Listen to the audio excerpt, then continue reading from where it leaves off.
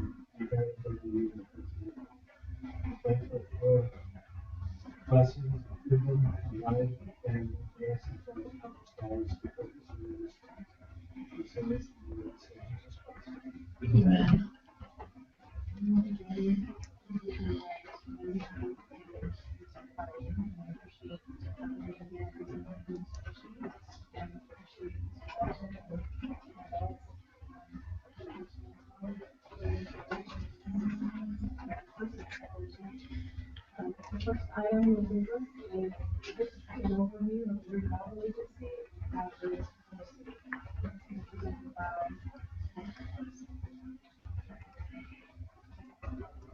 So good afternoon. Redevelopment Agency is kind of on a unique place within the city.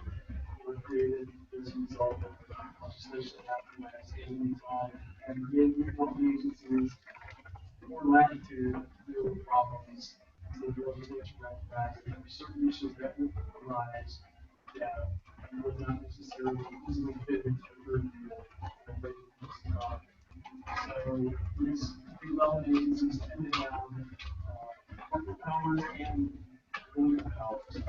So, for example, this is also a redevelopment agency disposal of property. We have the redevelopment agency to sell property for no increased value impact on the pro forma development. So it's a decision that's made by the agency board. Sell the property, reduce the cost of living dollar, use for objectives. So in our case here in Provo, we have elected to have city council sit as the redevelopment agency. So that's why periodically the council meetings assess the city council and we begin the redevelopment agency. Same people, but we are wearing slightly different hats. It's just kind of important for us to be aware of moving forward. Sometimes when we take action as the agency, sometimes we take action as the city council.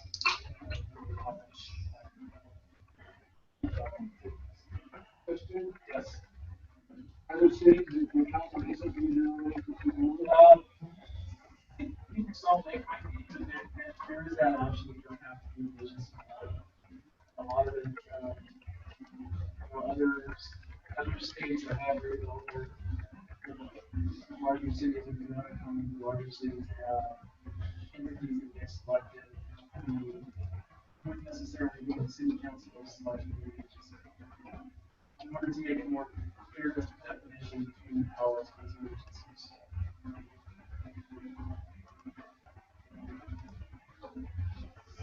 So here, as I mentioned earlier, here in Provo, the redevelopment agency board is the city council.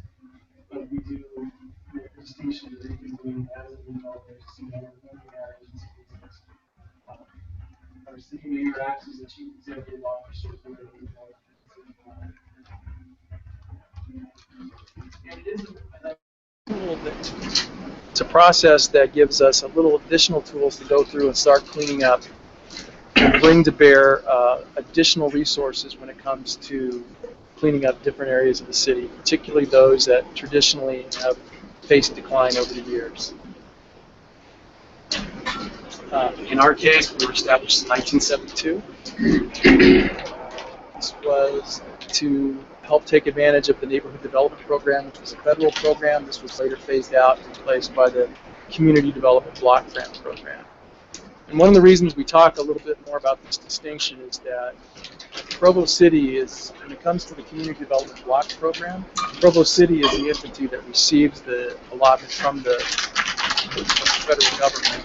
And there is a memorandum of agreement between the city and the agency and manages the day-to-day operations for the block grant program. It's the city council.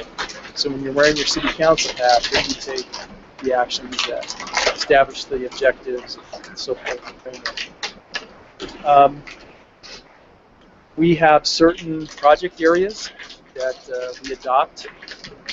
They fall into three categories. One's a redevelopment project area, one's a community development project area, and one is an urban renewal area.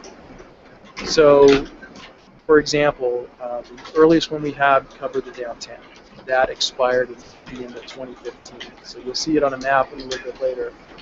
But there are opportunities for, it doesn't necessarily have to be the city to step forward and request that an area be considered.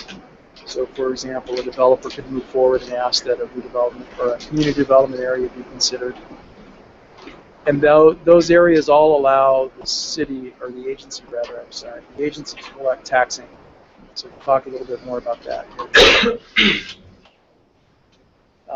So these are some of the improvements that were made at Center Street as a result of the tax increment that was collected through the establishment of the redevelopment project area. Dave? Yes. Got a question. Yes, sir. As we go forward with, I know that on the west side we're dealing with a lot of infrastructure challenges. Is at one time they used to allow the word blighted to be able to be used on something like that area, a blighted area. Right. Is that, even though there was never anything there before, it was just an open field or whatever it was, is that changed in the federal? We could possibly use some of these funds for that. Potentially. I mean, it depends. There are, when we talked about the community development block grant, there are some broad categories that we could look at, one of which is service and infrastructure, but again, there are certain categories that we have to fit into. So in the past, you're right, the fact that areas have maybe been, property had been subdivided and not available, or that lacked infrastructure for development, that was an opportunity to create a project area that then could use tax increment to funnel resources in to put that infrastructure in. They're starting to ramp down on the definition of blight to be a little more strict on all of those things. So, here's some changes that have happened on University and Center over the years as a result of some of the investment that's been made by the city and the Redevelopment Agency. So I'm kind of combining some projects and the history of the overview that kind of helps understand where we came from and where we're going. Yes. So the first redevelopment area, what was the community? This was actually a project area, redevelopment project area. So this is, so this area right here, it corresponds to here, the green area. That was the CBD, the Central Business District Redevelopment Project Area. That expired. So when you create a project area, you have a shelf life. Right. The first one was done in the late 70s on Center Street. Can you go back to the prior? When was this building built? This is 72. And when did the high school get moved to its current location? At the same time. 55. 55. 55. Yeah. Now, is that the same corner? No, go back again where you were. This? No, the other way. next, This one. that's the same corner, that's not the same corner. Is it? You're, It's not, that's not the same corner as this one. because those buildings have been there forever. Oh, wait a minute, that is Central Bank, that is. It's looking west. Because I thought the lower picture, I thought those buildings had been there forever. Oh, you're just not seeing the top of it. Okay. It is the same picture. You can see just on the flagpole, I mean that pole there, the brickwork. Yeah, over there. It's just It's a little, the perspective, Sides. perspective's a little different as well, so. Wow. Current design standards. Some nice blade sites. Yeah. So again, here are the current project areas. So again, this one is going away. This little blue one here was created at the request of PEG Development for a proposed project in 2010. That's, if you may remember, we recently came before you and asked you to consider eliminating that one, creating a new one for development that's going to be occurring over here, so we get a accrued tax increment. This is a project area that's done primarily for Duncan Aviation, so that we are hopeful that they'll get a favorable ruling from the state and that they'll move forward with their proposed project area, and that way we're in a position to collect tax increments to assist them. And obviously, here's the one for the mall. This was established to help build the mall. We recently, as GGP, General Growth Properties, sold their interest, or transferred their interest rather, to Brixton. We transferred the tax and financing arrangement from General Growth to Brixton as well to make that happen. What's long does that one have to run? 2018. So not much time. Not much more time. So once that happens, then whatever is left on, so the note, there's a balance on the note that we generally bring down as a result of the tax increment that's generated and transfer over to now Brixton. But at the end of 2018, if whatever is left on that note gets forgiven, so we don't have to make a lump sum payment at the end of the note period. So this is the Mount Vista area. I think there's about 5 more years left for development. Once that occurs in that area, for them to receive tax increment financing, that's my understanding, to help assist with development. So these are the current project areas. Again, there are project areas don't have to be initiated by the city. They can be initiated by the request of other entities. So, for example, if the Provo High was ever if they were to sell and opt to develop it and try to put tax increment financing in place, the Provo School District could be the entity that requests a project area to be established at that site. It doesn't have to be the city going to the school district and asking. It's established by the board of. It is established by the board, so there is a kickoff resolution, which we recently did for the new project area downtown. And then we come back to you. There's a notice process. Once we get a draft together, we have to provide a 30-day notice to the affected property owners as well as the affected taxing entities. And then we have a public hearing, and there's a resolution and an ordinance that's adopted to move that forward. So there's a resolution by the agency and an ordinance by the city to formally enact the project area. There's a public meeting on both accounts that we would take comments on the proposed plan. So in this particular instance, this was designed primarily to provide tax increment in order to assist with the structured parking.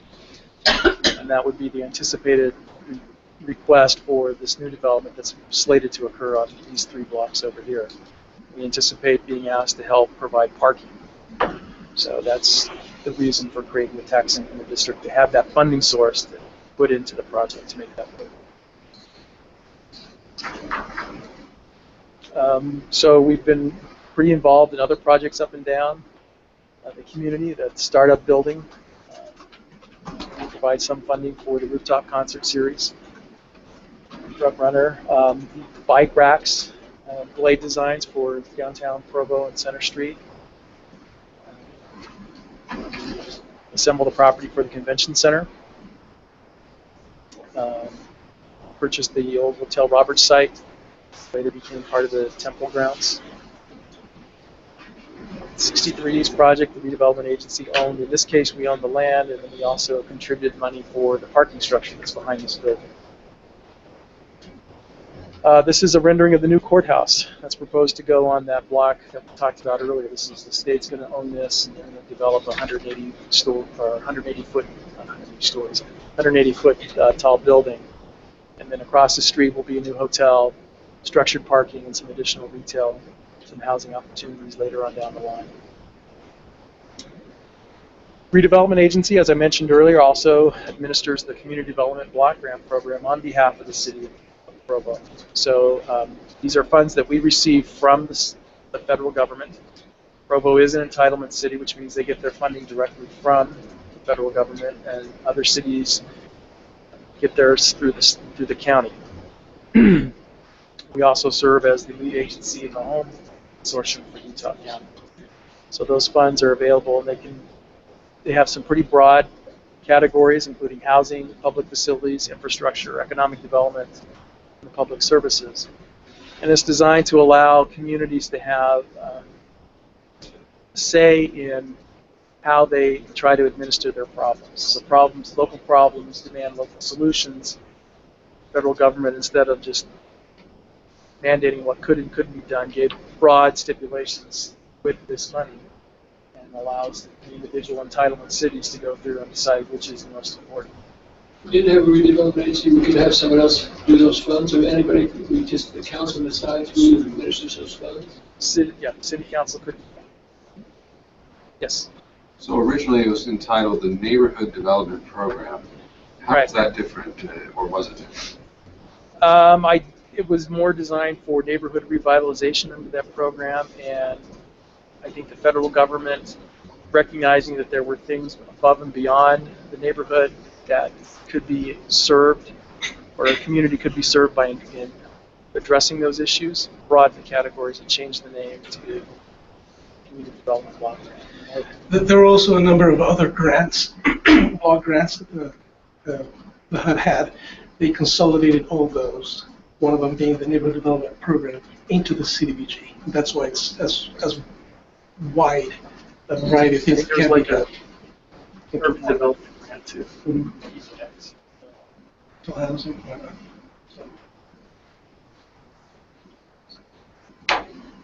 So here's a little bit about how the CDBG funding is distributed. A lot of it goes for sidewalk and for other infrastructures.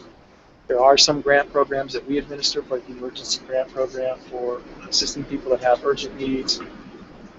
This is a new program, the egress window program that was recently established, that allows homeowners to modify primarily the windows in their basement.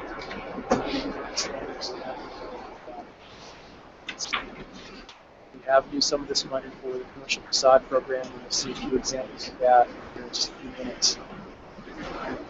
And we do have quite a number of partners that we give money to in order to help effectuate some of these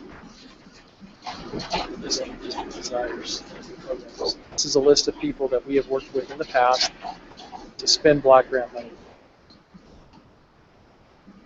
Sidewalk improvements. So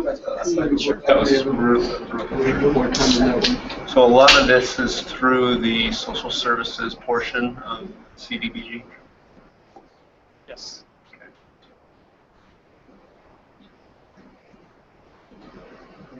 Are there any limitations on the 15%? Does it need to be used for programs, or can it be used for infrastructure? I think we've tried in the past to make sure that the infrastructure is used in another category to make sure that there's more money available for 15% of the social services. So where we can, we put things for infrastructure. We tend not to put it in the social in the public service category. Well, yeah, there's only one cap in CDBG, and that's for social services. It could be up to 15%, no more than that. but the rest of it can be used for other things. I think what David is mentioning is, Seems like in this year's budget, the Center for Women and Children in Crisis is getting an additional $65,000 for something different. It's not part of that's the- for rehabilitation on the shelter. Rehabilitation of the shelter. It's not, It's not a, it's a brick and mortar project. That's what I was wondering. That's Yes. on those two. So Yes. you can do brick and mortar apart from the 15%. yes. Correct. Correct. So, for example, a lot of the things that we did with the sidewalk program doesn't fall into the public service cap because it's an infrastructure program. You could for city projects, but I didn't know there was any. Boulders Community Center, for example, where we use normal CDBG dollars for the capital infrastructure to support social services.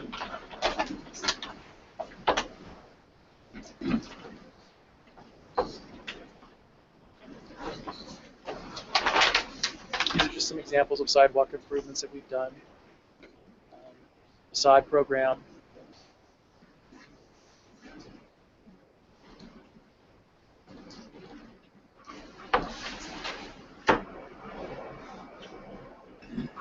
So, and also there are neighborhood projects that we've been involved with, so sprucing up some of the older homes and a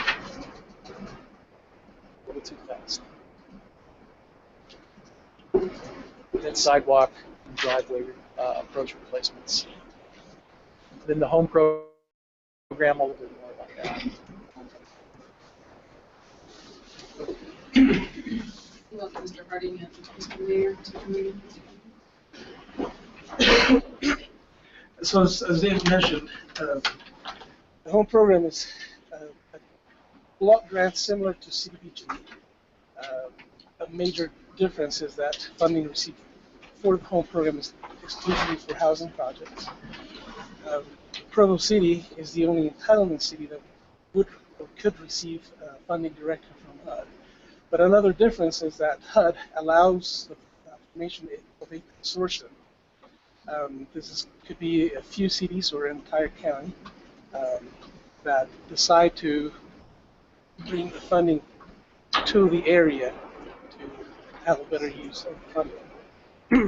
If a consortium did not exist, Provo still would receive a home funding, but the rest of the cities in the county would have to go to the state to receive any allocation.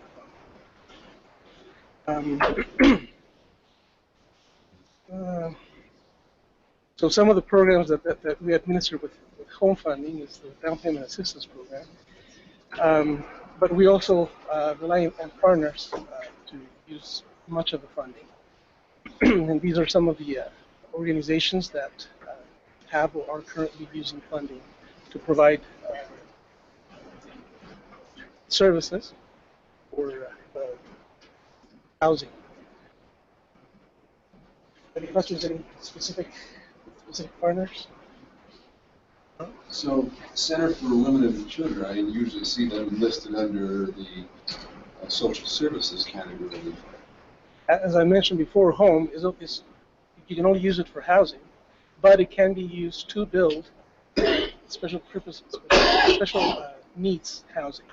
In this case, there were two fourplex units that were built as part of the campus of Center for Women.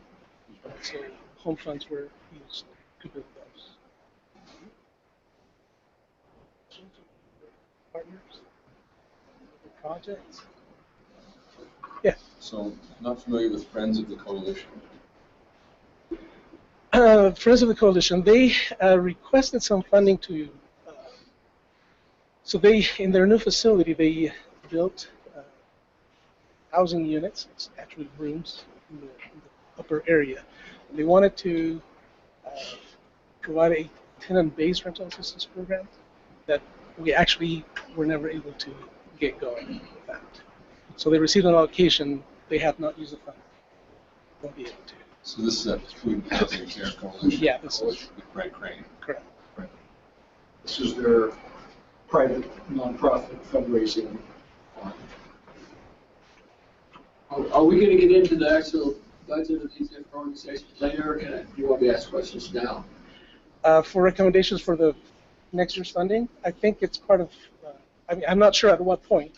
So you tell me what you guys want to do. Maybe we finish this part of the presentation. Yeah. And then go on to that. Did I go backwards? I think so. I'll just explain the last part here.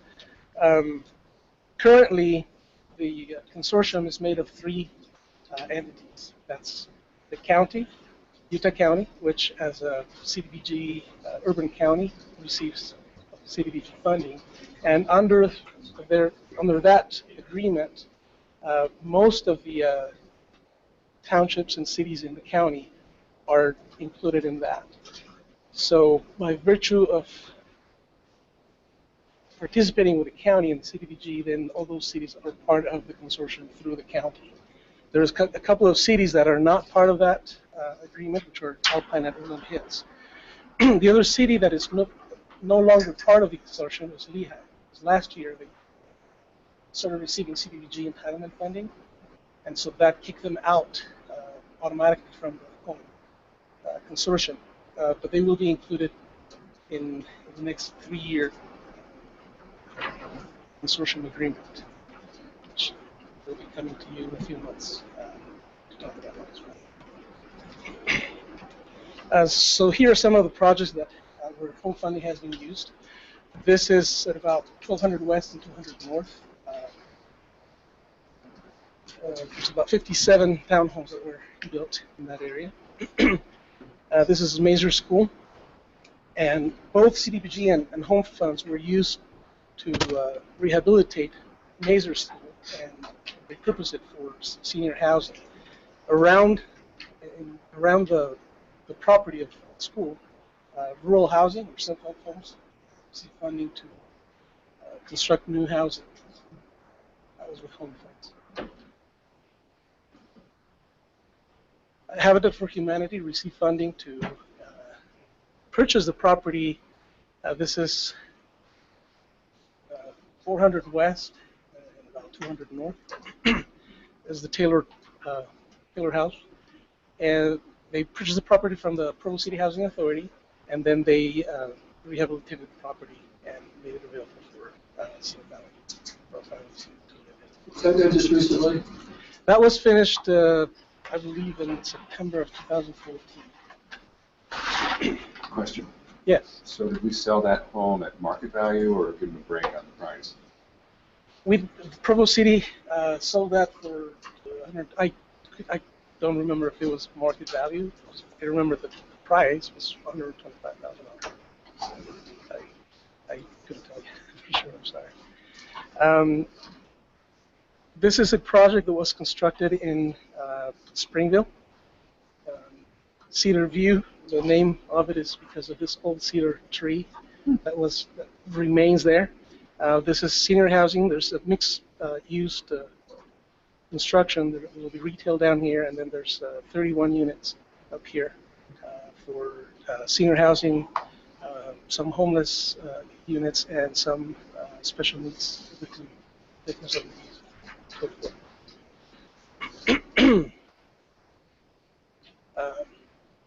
Talk about that? Sure.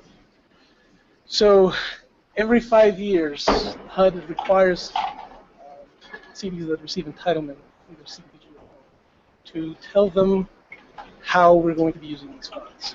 So a couple of years ago, we came to you with a proposal for 2015 consolidated fund.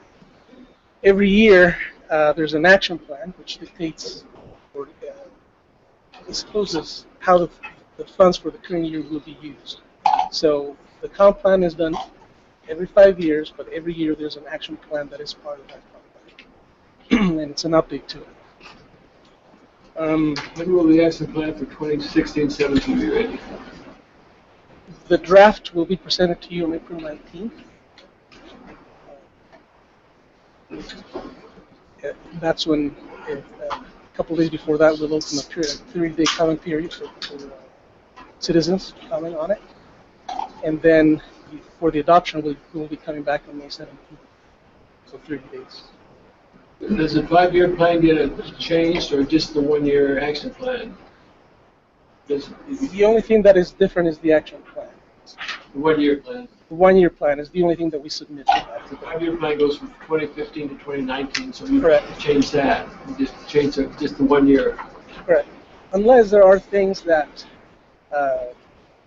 need to be changed, and then we do an amendment to the current plan. Here it is. I was just going to point out that, so for example, the program's designed to allow you to do what's called a Section 108 loan for large infrastructure type projects, and then you pay back that loan from your CDBG allotment. But that would be an instance where we would have to amend the consolidated plan if we were to undo. I think we did that several years ago for Mountain Vista. There was a Section 108 loan that was done. So that, instead of the city actually paying money to pay down that loan, it's paid off through a portion of the entitlement from the federal government. But if we were to do that again, we would have to modify the consolidated plan, corresponding action plan, just to let HUD know that's what we intend to do with the money. So that would be an instance where we'd have to modify the consolidated plan. So don't forget, starting with page 26 through page 118 of the 5-year plan, the Housing Committee has everything they need for their research. I'm serious. I couldn't believe when I went through it how complete that research is. I mean, it's really been done. I mentioned that to Kim the other day, that it's really a great report of what's happening in Provo and Utah County. So thank you. I mean, it's a great report of housing.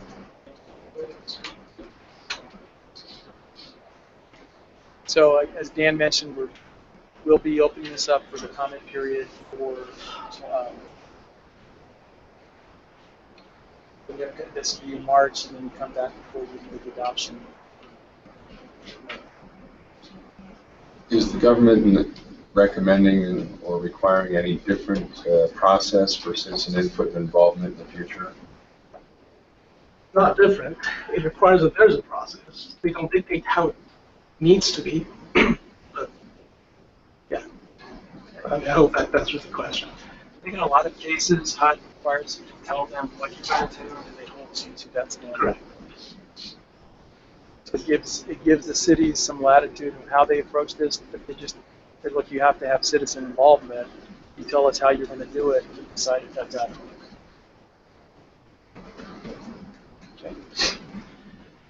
So once the consolidated plan is adopted and submitted to HUD, they have 45 days to approve the plan, and unless we hear different from them, 45 days later is when funding is available. So that's why we do it at the timing as we do it. We submit it to HUD around mid-May 19th. And then we anticipate having funding available close to July 1st as possible. And also, I think we need to point out that we don't always know exactly how much we're going to be getting from HUD. So sometimes when these items come before you, there's a range. We take our best guess at what we're going to get, and then if we have to go back and amend it later, we can come back and amend it later again. And starting this year, though, we opted to not, because normally we have these discussions in January and February, again with estimated funding. But HUD has directed entitlement cities to not submit any plans unless we know exactly what amount we're receiving from them. So there was no point in coming earlier. They disclosed to us early, was it February or early March, how much we were going to get, and so that's how it came. So that's kind of a quick overview of the Redevelopment Agency and the CDBG process. Any further questions on that part? Yes, sir. Just wondering if you've ever done a breakdown of how much has gone into like infrastructure for Ironton and business to, in theory, create jobs for low and moderate income people versus things spent in the neighborhood. you help out with housing in the neighborhoods. But I was wondering what percentages are going to, as it were, the neighborhood, or maybe towards business. Have that, I just don't.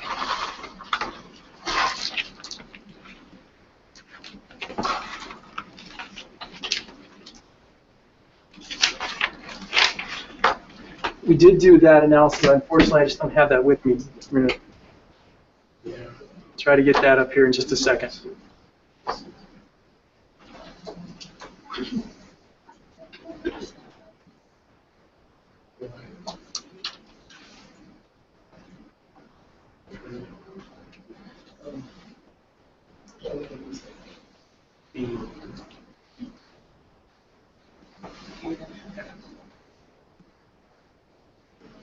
Have we retired, paid off that Ironton? The 108 loan? I believe we have paid off the 108 loan. Traditionally lasts about 5 years. Yeah. That's more. Provo City.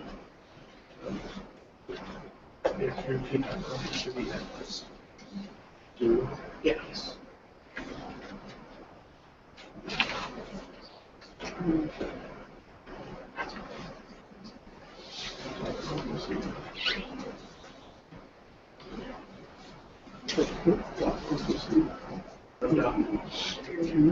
It's a different. Actually.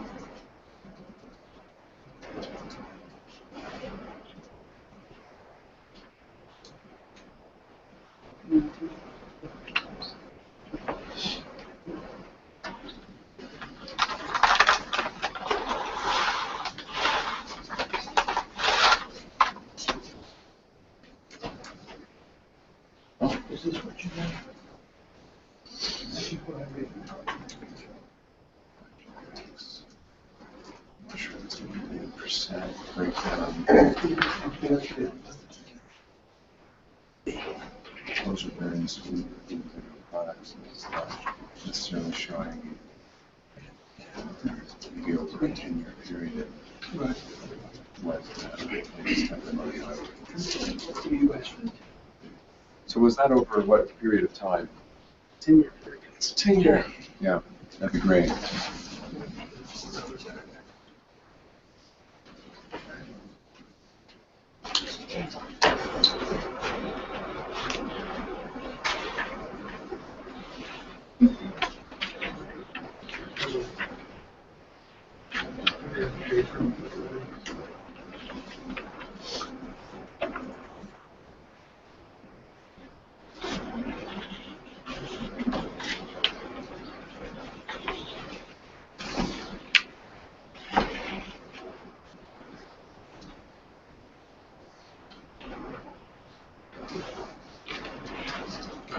So, okay.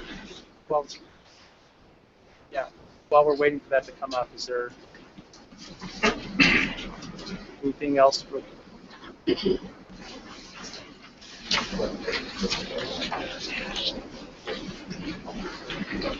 So we can talk a little bit about the tools. I think, we talked when I was talking earlier, we talked about the agency that has a little bit more flexibility when it comes to disposing of property.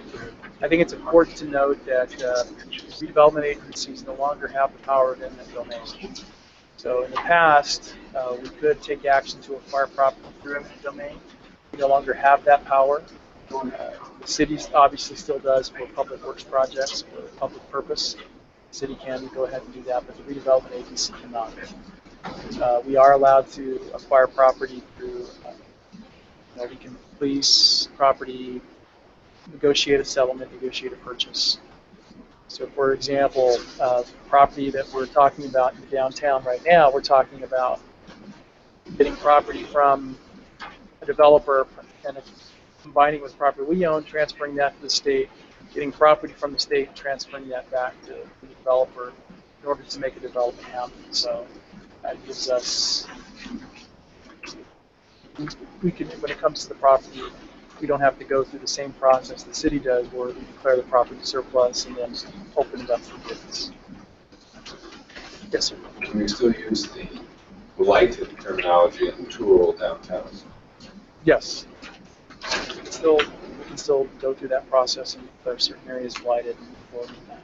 There's an option under the CDBG program as well to declare properties blight in order to help alleviate conditions that may be arising.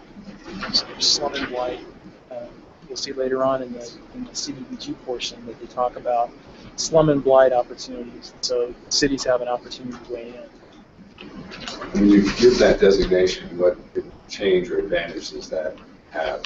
Okay, so for example, for a redevelopment project area that's formed, with the consent of the taxing entities, that gives you the opportunity to collect the tax increment. So when I say tax increment, everybody understands that, correct? I need to kind of go over that real quickly. So agencies do not have the power to limit taxes. The way they get money for tax increment is through the change in the valuation. So, for example, for a piece of property that was worth $5,000, you pay 1% of the value taxes on that piece of property. You're paying $50. If the property goes up to $10,000, you still pay the 1%, but if it's in a project area, the Redevelopment Agency has the ability to capture a portion of that increase tax on that's being paid on that. So it goes from $5,050 to $100. We have the ability to capture a portion of that $50 increase. So you aggregate that over all the properties within the project area. That gives you the ability to capture some funds. Agencies can sell bonds based on that income stream in order to move forward. So, for example, instead of waiting as the money comes in, we could sell bonds against that tax increment stream in order to put the money directly into it. Yes, sir. This is part of our materials. Yes. Can I ask a question about this, or should I Sure. wait until later? Oh, go ahead. Adjusted budget for fiscal year 2015 is twice that of the year before and twice that of the adopted budget. Looks like most of that's coming through higher amount in grants and is leaving as a higher amount in operations. Is there, I flipped through the rest of it, I couldn't identify a particular project. Is there a certain reason why adjusted 2015 is so much higher than 2015 or 2016? I think there were certain grants that were aggregated to come up with that number that in the past were broken out.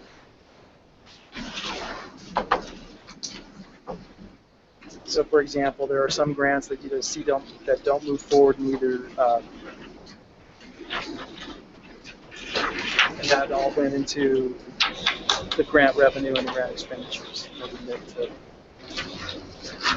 to account for them in the budget.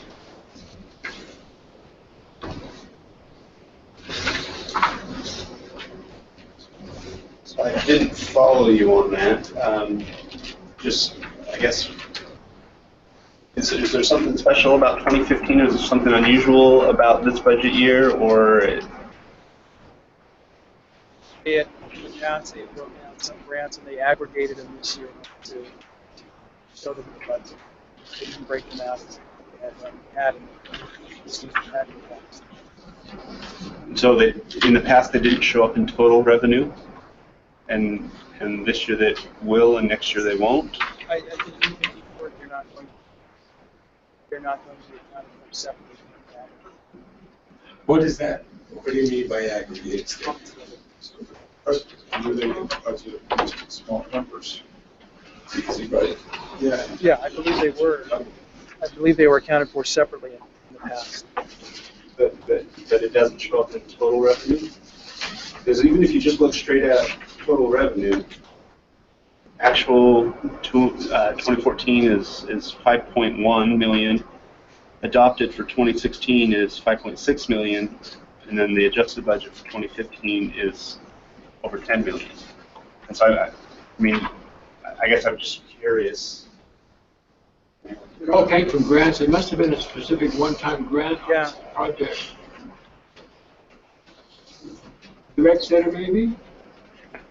The rec center. Remember, this was discussed by Mr. Borgett and Mr. Graybo in when they adopted the budget, there was some money that was put in here for a one-time, aggregated for a one-time basis, not moving forward. You can't have a spending operation, the payment and grant and spending operation. Right. Yeah. And then it drops down again in the extra, so I'm just curious if there was, were we awarded a certain project? And I don't have to have that answer now, but I Double just, check that. yeah, if you could just, what's so special about 2015? Is there a particular project in there, or? The only thing about Was that, could it have something to do with the airport? Did we get any grants at the airport that was, I don't think that would show up in this particular budget. okay, I mean, our involvement with the airport is going to be helping Duncan pay for right. build the ramp. That's not this particular, right? Questions?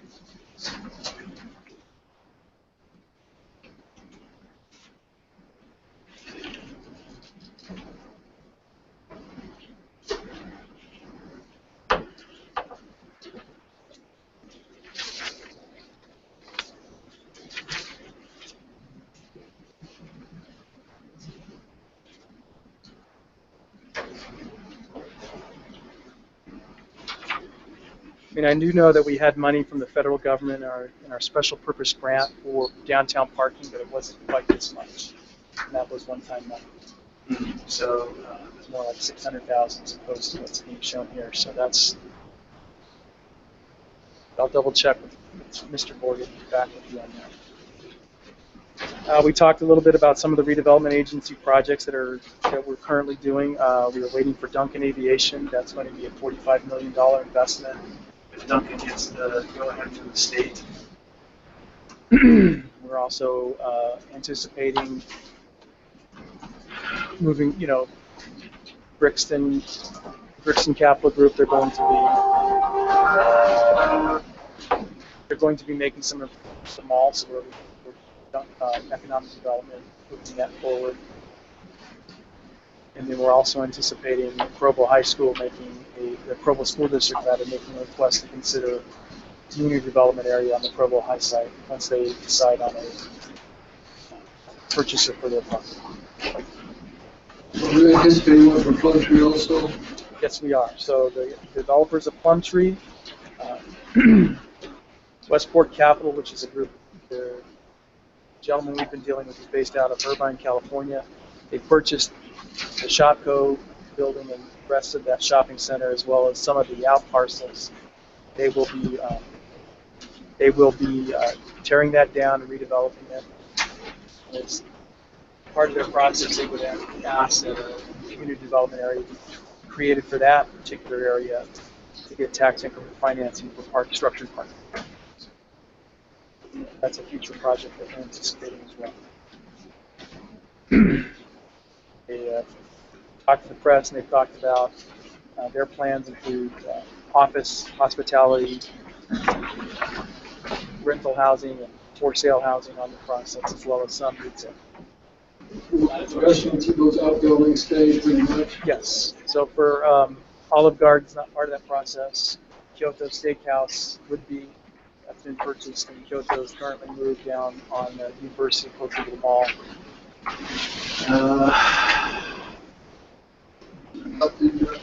Hamburger place. ACW would stay.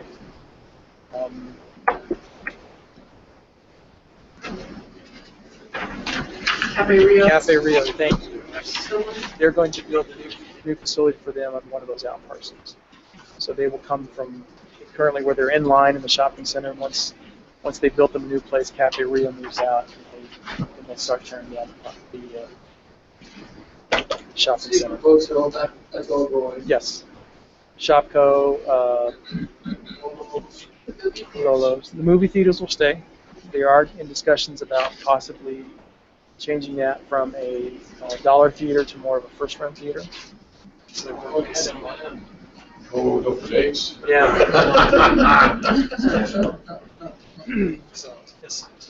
So we talked about the possibility of tax increment financing that Yes. help them.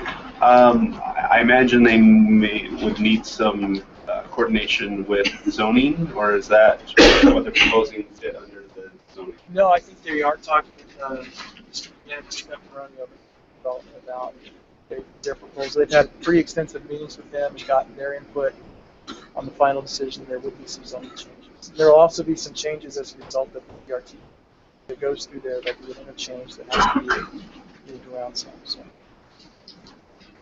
that's moving forward, that's a project that we anticipate coming back to you for the creation of that community development project there. The commercial buildings and the residential will be set back now. The University Park will be right on. Now, I know that, for example, the building where Jimmy John's, Old Stone, that's not part of this process. That's a separate owner. So that will stay. But I do believe they just picked up the Schwab entire facilities and building for a while. That the quarry or the dentist office and that northern end of it would be a part of it. So, Olive Garden and the diamond store. Olive Garden's diamond store was there. So, they won't be a part of this process. Kyoto Steakhouse will.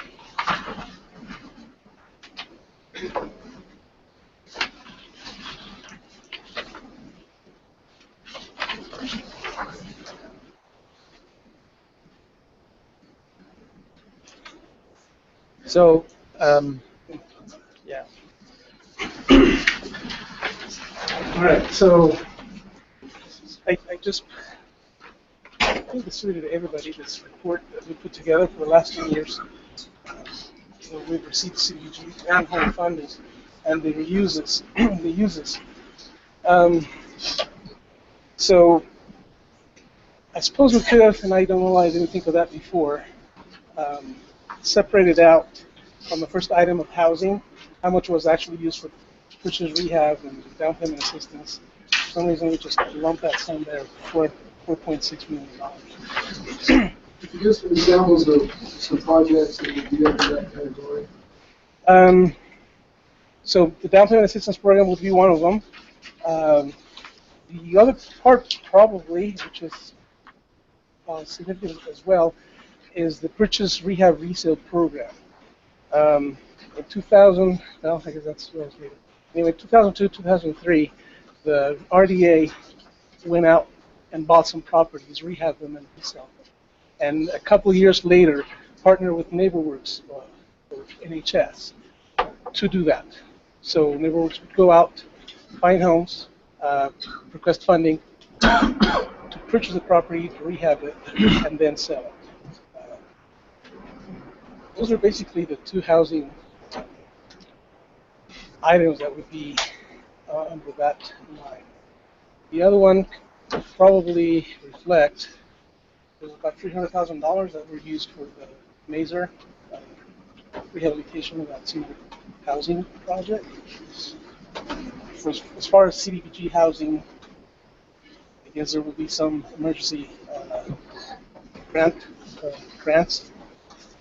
We could typically about 3 to 4 a year, about $5,000 each.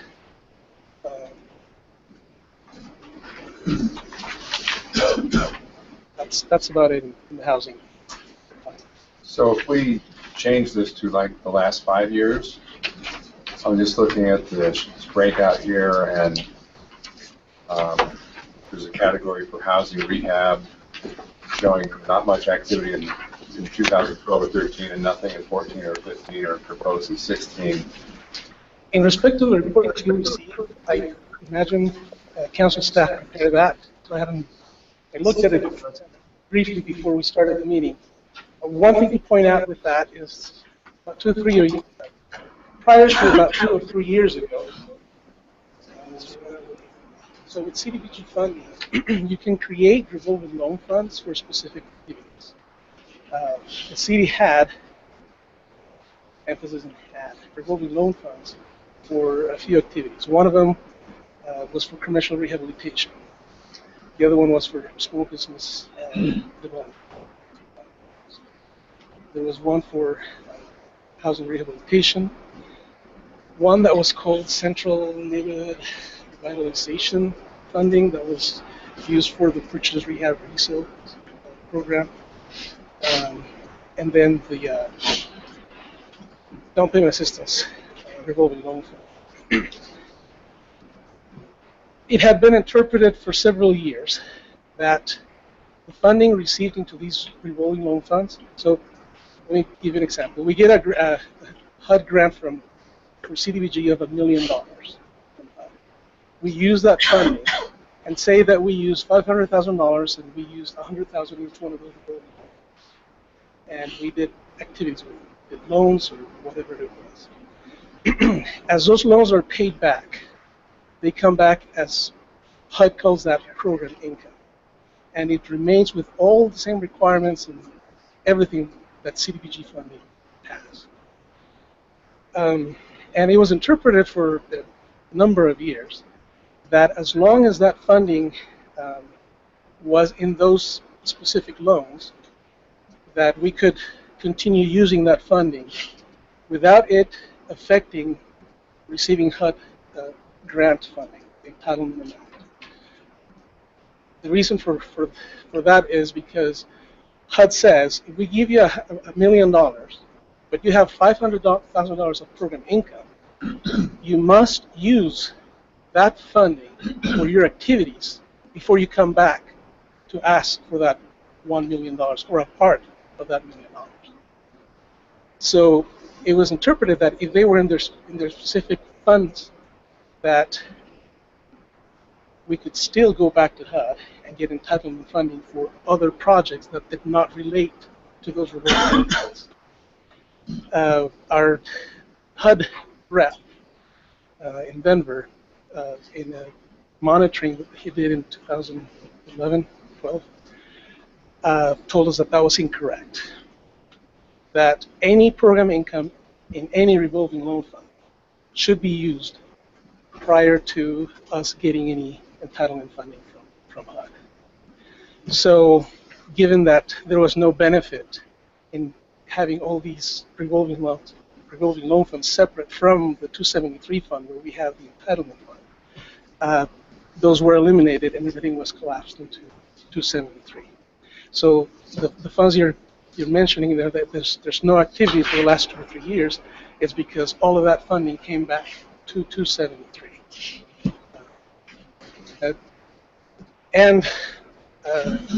So I hope that answers the question. So it's is it therefore a little harder to track? It does make it a little harder to track, but we still have ways to identify by a project number what type of activity.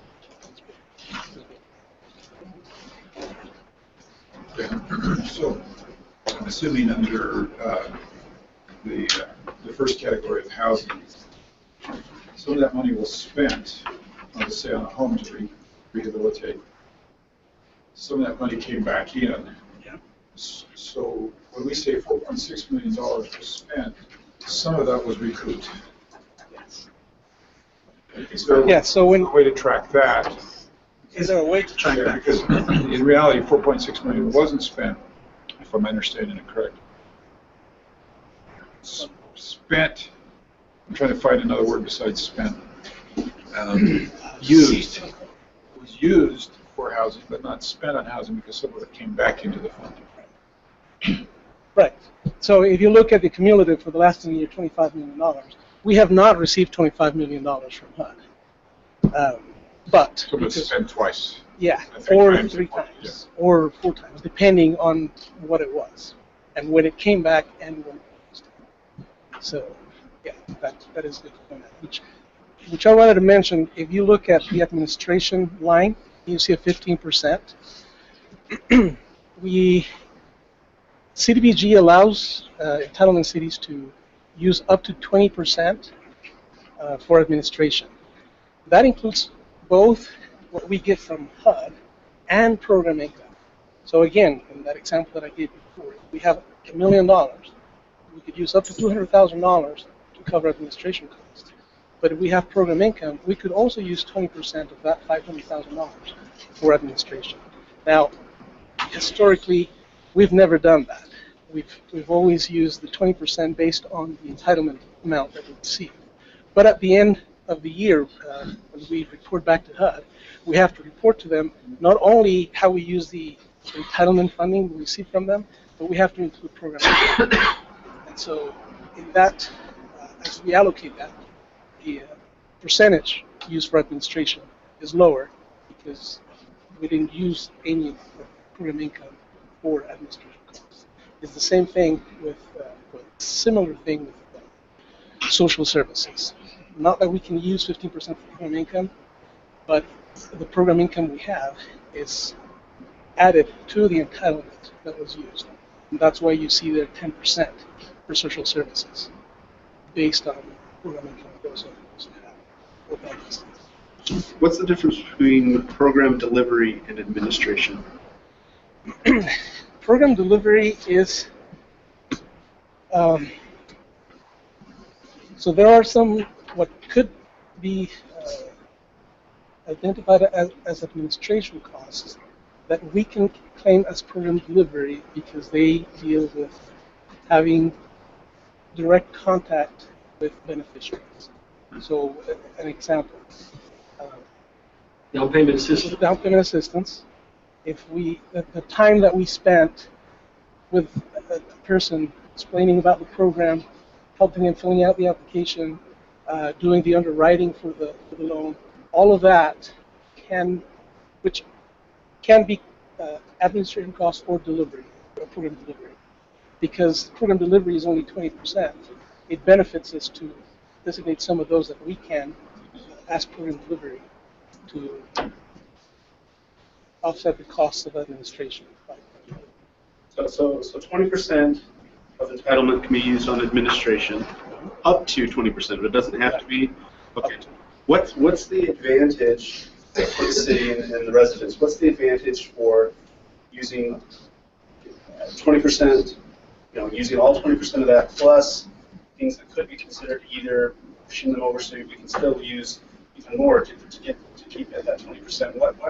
What is the city? What are the residents benefiting from using all 20% of that, or is it possible to cut that back to 15% and you have more of that go into these others? What's the advantage of using the full 20%?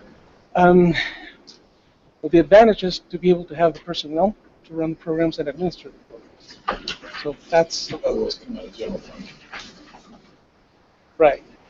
Okay. So that's one of the reasons for it. Also is because we're not guaranteed to get a grant, and we're not guaranteed an amount to receive from the grant. I don't think we did that on this one. But, we have a history of how much we've received. At some point, we received about $2.2 million for CDBG. But this last year, for example, we received $1.2 million. And that will continue to decline.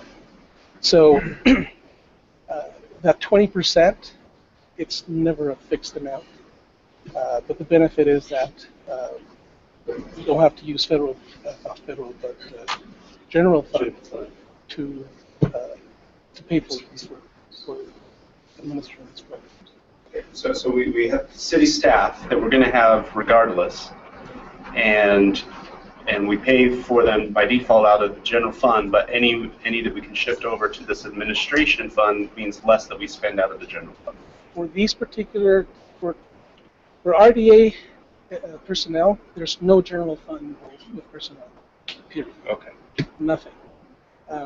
But because, as I mentioned, with declining grant and whatnot, we have made some adjustments in our department. We are now from a 7 to 8 to 7 employees. From 8 employees to 6 employees. There were 2 management analysts that retired in the last 3-4 years, and we have not replaced those positions. We have retained the work amongst the personnel that's left, so that we don't have to, so that we can manage the funding. So, under administration, you have your office to run, to administer it, and then you have different nonprofits, Habitat or NeighborWorks, whoever you're partnering with, and they have their costs to administer the programs that you are doing through them. So a portion of what they get may also be used for administration. It can be, but historically, the city has not done that. So any of these partners that run programs or receive funding do not receive administration, part of the 20% administration cost. We don't go back. So program delivery is In not- some cases, they receive program delivery. Don't pass along in the administration costs. Okay. I'm assuming only the one that has revolving funds is housing and then small business. Small business, the money that would come in and out of the loans to those small businesses. Money that comes back to the city, is that what you're asking? Well, housing, you explained had revolving funds coming in, repayment. Yeah, a portion What other can. categories have repayments? Small business, did it have repayments? Small business, there are still some loans out there that we are receiving some form of payment from those. There are, I'm sorry? We would have spent $1 million of CDBG funding because some of it has come back and spent again, back and spent again. Right, just like the mayor pointed out. And some of these, One other besides small businesses had a revolving fund like that. we had the commercial facade was a revolving loan fund, 270. Small business was 271. 275 was rehabilitation, housing rehabilitation. 277 was the Central Neighborhood Revitalization Program, which was rehabilitation program. 280 was the down payment assistance. All different. So each one of those was its own revolving loan. These were different funds that were established At one point. Redevelopment Agency. But we don't have any revolving loans. Was back into 270. In the budget, practice, there are a number of programs that are showing funds coming in or out the last few years. So I'm assuming those are programs that have been. Correct. Not necessarily abandoned, but done away from the revolving loan fund aspect. So we still have funded commercial rehab. We still fund some down payment assistance, but it's all out of the same fund rather than its own. Maybe going forward, the budget will fix those funds. Yeah. Any other questions? The home portion is very similar and dispense of administration.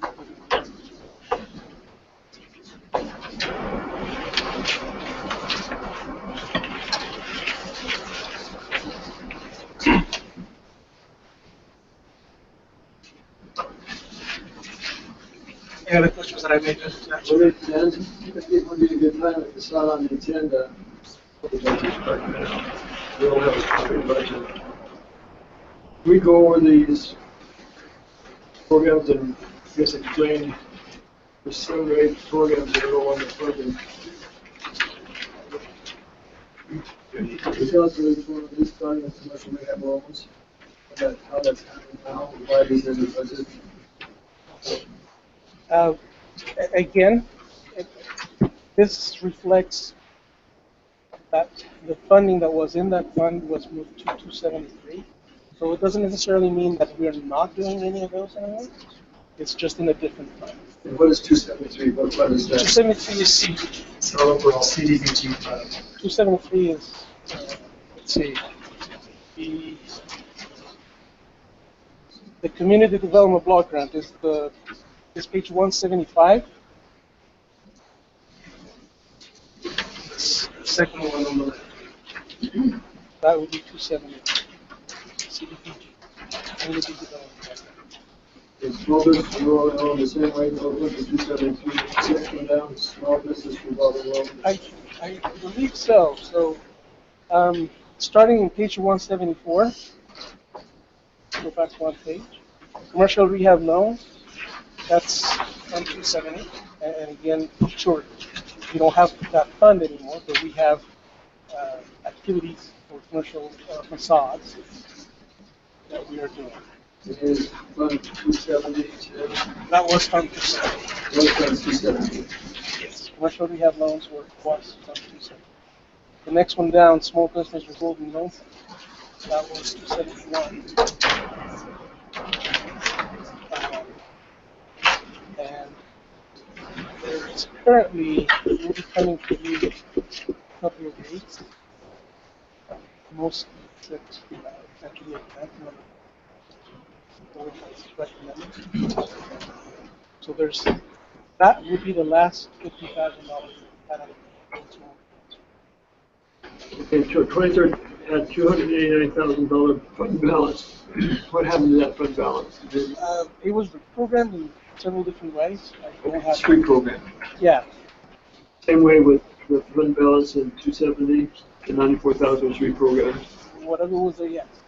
Okay. All of that was put back in 273, based on whatever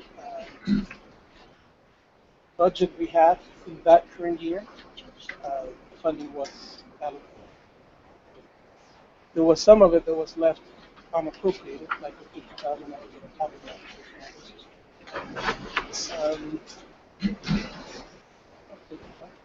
Just real quickly, so you may remember that before the elections, there was an item that we brought before you that involved economic development and redevelopment for the benefit of the startup building. There was a $200,000 loan, so that $95,000 from that was reprogrammed into some of this, and the agency put in $105,000 to make up the difference, so that the general fund is going to get paid back first.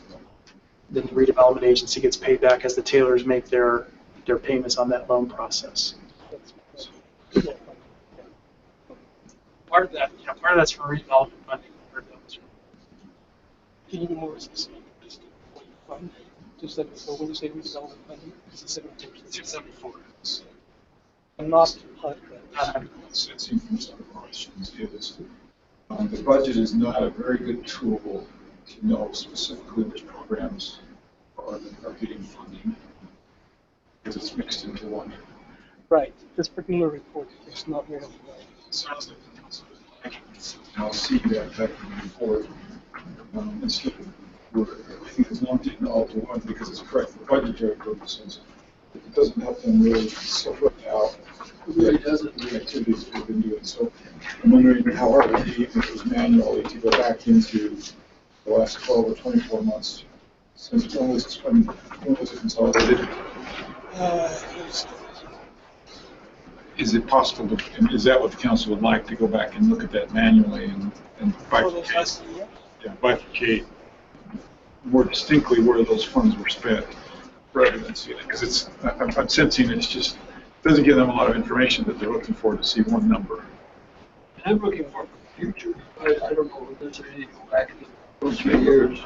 But that might be something else to do. It helps to know what we have in our history. So even if it's not included in the budget, because it sounds like from a budgetary standpoint, it's what you need to do else, but it's not giving them the data. They're kind of trying to mine out of the budget. And perhaps if we had a 273 budget, that line item, all the operating projects, then it's right there. You would be able to see that. But this one just kind of lumped them all. So is that correct? That's what you're looking for? And would that report look very similar to the one that we were just given, except just the last 3 years rather than the 10? Because I believe this. It probably would be similar to that. Yeah, it's not by fund, but it's by use. Correct. In this community development block grants portion, if you look at the operations line item, you'll see that grew from 888 to 1 million, 1.5, 2.3. That's where all this other breakdown, see where and how it was used for the different. It's all into that one line. I mentioned I just got an email from John Boyd on the 20 question. So almost all of that was in the home consortium, and it was carryover from prior years that were brought forward into the home consortium. So again, that's not CDBG dollars. And how often does that pull forward altogether? Not very often. Thank you.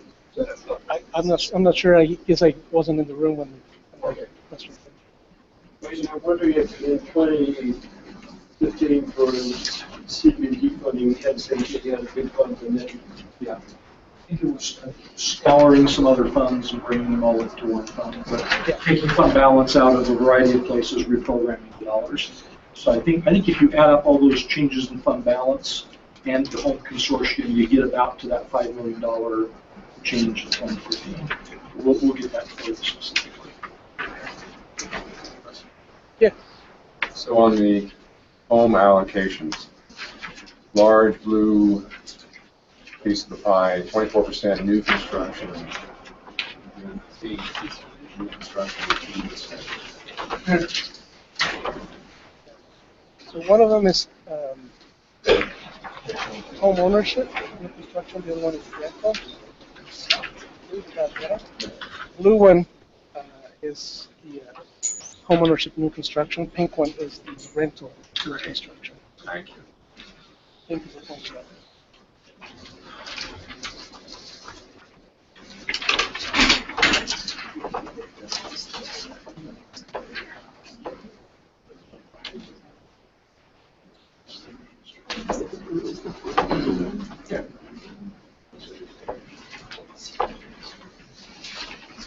Any other questions? Mr. Stewart, if you have more questions. I'm assuming if we go on to the back page, 177, because the neighborhoods is no longer achieving funds that way. Page 176, housing rehabilitation, no funding. Those are the, make part of another fund.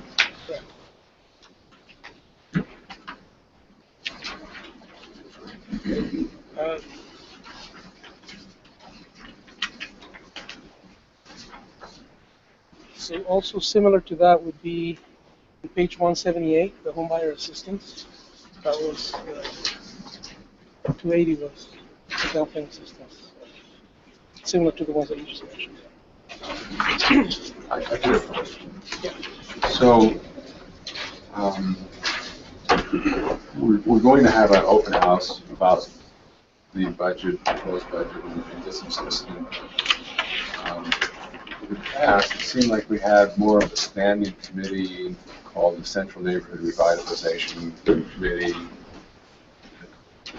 Those neighborhoods would give input on different things that they would like to have help with, or money spent on, whether it be rehabbing certain homes that were a problem in the neighborhood, anything. Was that useful to have a standing committee that you could consult with? Sometimes, sometimes it was. The main reason for that committee was when the purchase rehab resale program was pretty active, and one of the things that they invested a lot of time in was evaluating the homes that neighborhoods would bring in as proposing to purchase and rehab and resell. When the market had a downturn and it had an inventory of homes that were not able to sell, that changed the dynamic of that program and of the committee itself as well. For that and other reasons, the committee, I guess it was disbanded. It was mostly, I think, under the purview of the council So, rather than the administration. well, you have some history here too, and Julie would get a perfect one somewhere with us.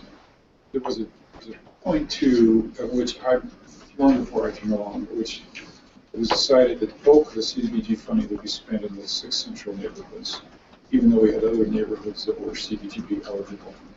And about 5 or 6 years ago, there was a feeling that it was time to enlarge that and bring in all the CDBG eligible neighborhoods. And that, I don't remember the numbers, but it enlarged that group so large that we split it in two. And they would meet not so much on CDBG allocations, but just issues going on in the neighborhood and things like that. And I think once it got that big and split into two, it just kind of lost its natural momentum that it had had before and just died a slow, organic death. I don't remember everybody saying we're not going to do this, but they just had lost interest in that because of the change, and I think. But that is great. A good point that you make is that, yes, the council had a very focused area in the central neighborhoods, and with the different programs, later on, different councils decided to amplify that. Yes. I remember the push to try to include all the eligible neighborhoods or areas in the CDBG eligibility. It's too bad that they ended up actually diluting it and just dissolving it. So. I think the other thing too, Councilman, is that the council at the time, we had the central neighborhood area reps that were meeting at least quarterly and sometimes more often than that. And there was a general sense that it was the same people coming to the same meetings, and couldn't a lot of those functions that were played by the old CMRCC actually be played in the area rep meetings for the central neighborhoods. And so it wasn't that it totally went away. In some ways, it kind of got repurposed, but the same group was coming together to meet under the auspices of the neighborhood program, and I think there was an effort at the time to not have them have to meet twice with the same group. So is the neighborhood program still fulfilling that purpose and meeting? Yeah, that I do not know. Again, I think if those agendas are set by the area reps, so I think it's always been available to them, taking advantage of it or not, is a question. But again, I think as the mayor suggested, the history of CNRCC, Region Second, the overlap, and as it sort of evolved, time just became so innovative. So again, at the time, the council and the reps suggested that maybe some of that function the central. So I remember Julie working really hard on neighborhood plans, and that kind of became the emphasis of those two different groups. There was just, I don't know that there was pushback from the neighborhoods, but they just weren't that excited about the neighborhood plans, and very few of them actually put them together. Yes, the neighborhoods were doing it, and that was a requirement in order to get the funding. And so the neighborhoods weren't doing the plans. And then also Gary McGinn, that's when he began his planning of the neighborhoods. And so that kind of took that over. So it just kind of all changed. Yeah, several things came into play. But some of it was lack of interest in neighborhood chairs also. So does his planning that he's doing now make it fulfill that requirement if they wanted it to, or do they have to do their own? I'm sorry, what requirement? The requirement to get those funds that she was talking about, that they had to do their plans and they didn't want to do it. Is that an internal requirement, or wasn't it? That was a requirement that Julie had set up. I don't know what you've done since Julie. Kind of what I was saying is before we had these 6 neighborhoods, and I've been told that the reason the other CDBG,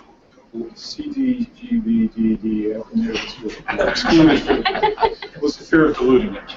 Right? That we can do a lot in a few neighborhoods and make an impact.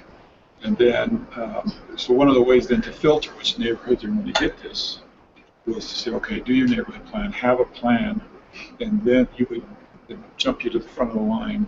And I think it was just never really came together. You know, one of the main reasons for that was for the neighborhoods to get grassroots buy-in, rather than the city coming and saying, you need this and this and this and this. It was, the idea was to have the neighborhoods talk about it and bring it in. So I attended CMRCC, which I'm still not quite sure what the acronym means, but I attended it 4 times or so over maybe 8 months.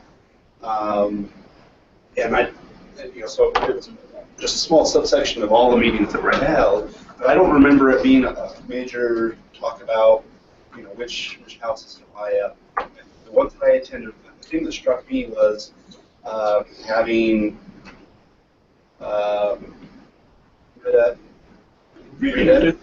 zoning there, and we were able to say, okay, this has been a problem. This address is a big problem. What's happened in the last month?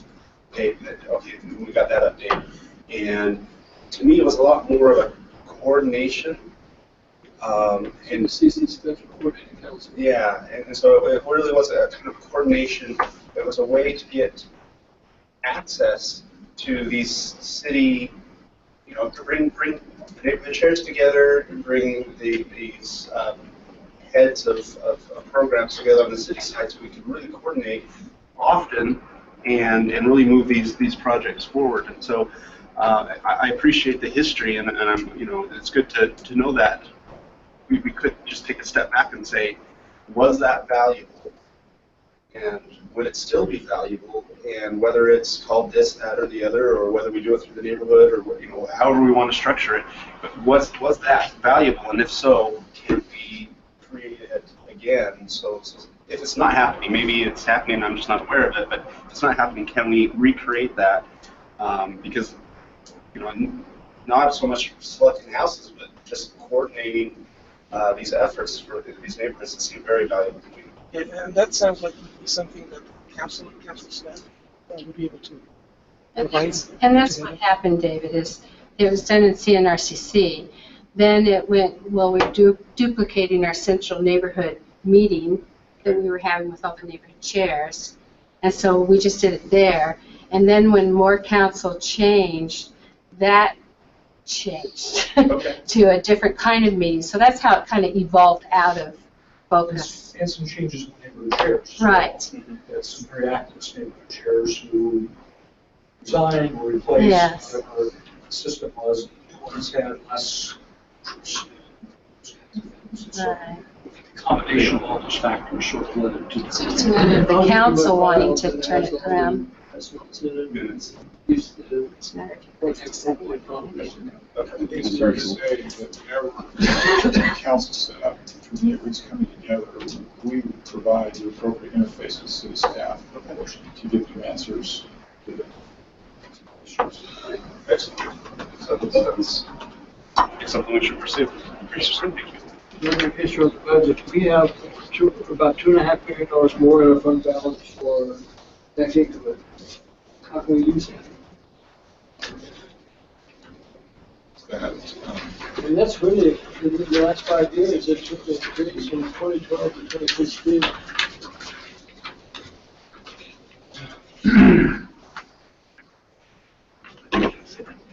Okay.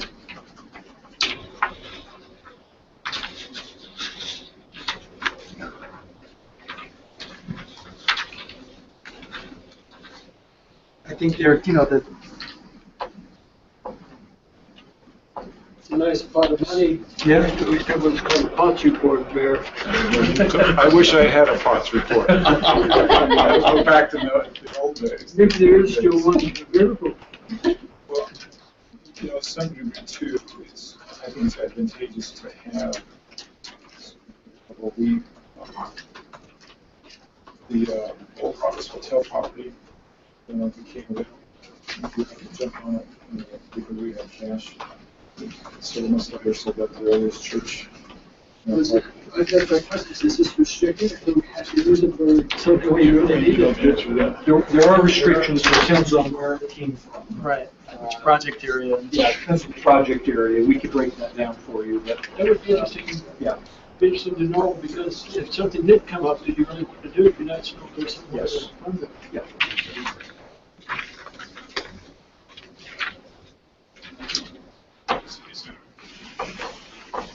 Yeah, so some of it, for example, is restricted to housing, because it's surplus from one area, it can be used for any housing within the district, and it can be used for subsidized housing outside the district. So there's some limits depending on where it came from and how it's currently programmed. The next, in your general fund balance,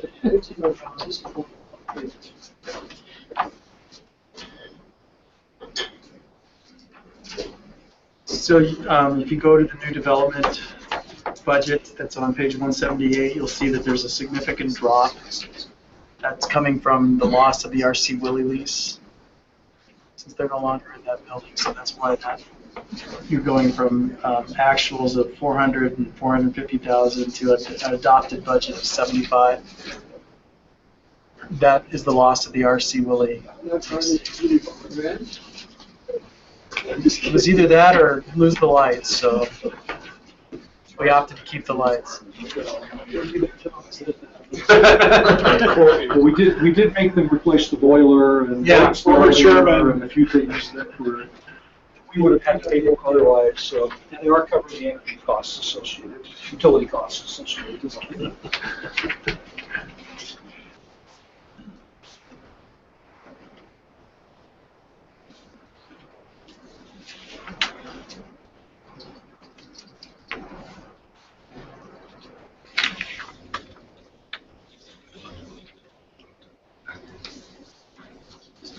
We get to go on to the next item? I'm sorry? We get to go on to the next item? Sure. Any other questions?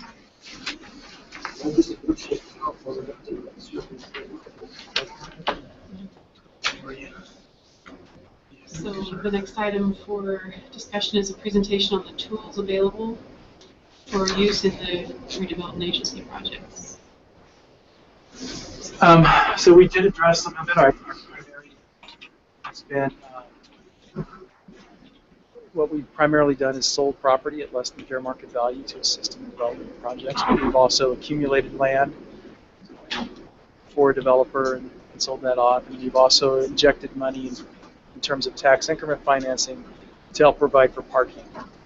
So what we traditionally try to do is request from the developer a gap, what their gap analysis is. So, but for this amount of money, we would do a project. So for 63 East, in that case, the agency sold the property,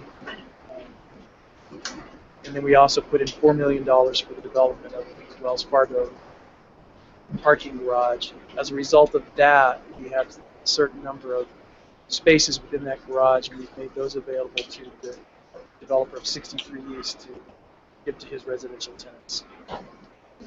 To do that. Yes, sir. So we sold the property for what, $150,000? $150,000. Which is market? The time we sold it to him, it probably was a little less than market. But in order to spur the development, that was the decision of the council at that time, or the redevelopment agency governing board at that time.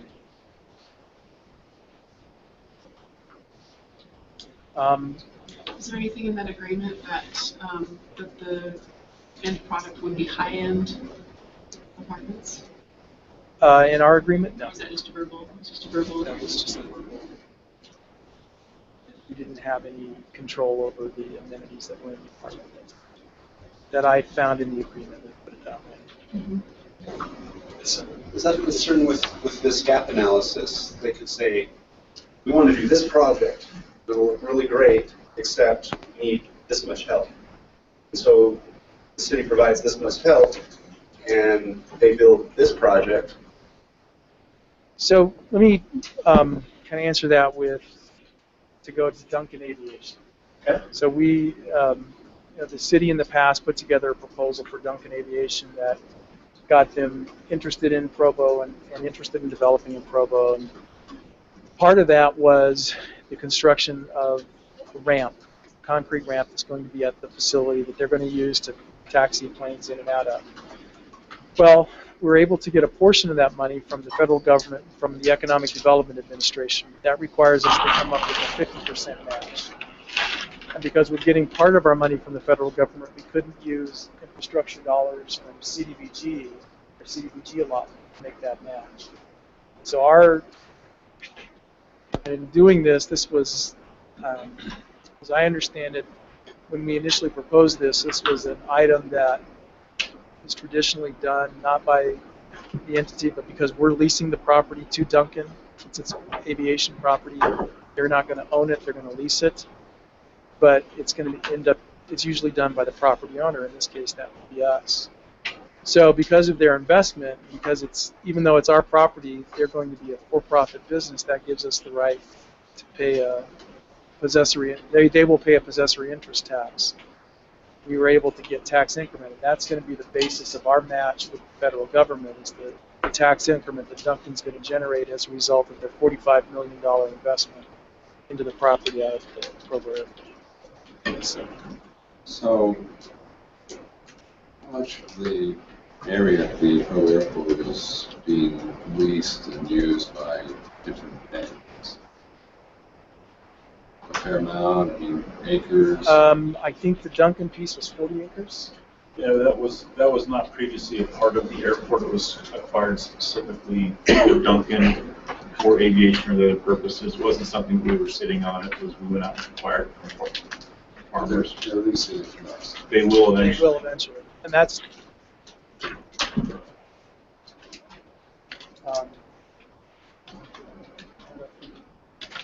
But there's an earlier slide in here where we showed an area by the that was for Duncan Aviation. The one that's out by the So my question is, skip this one.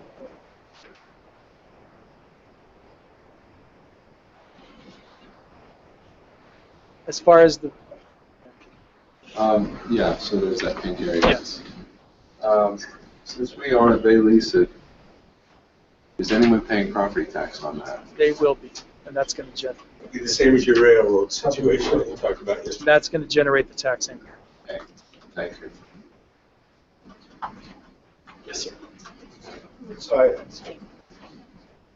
may need to help me understand a little bit more. I kind of, explain what I've heard complaints about 63, and also just the way you explained it. But you ask people to give you the SCAP analysis.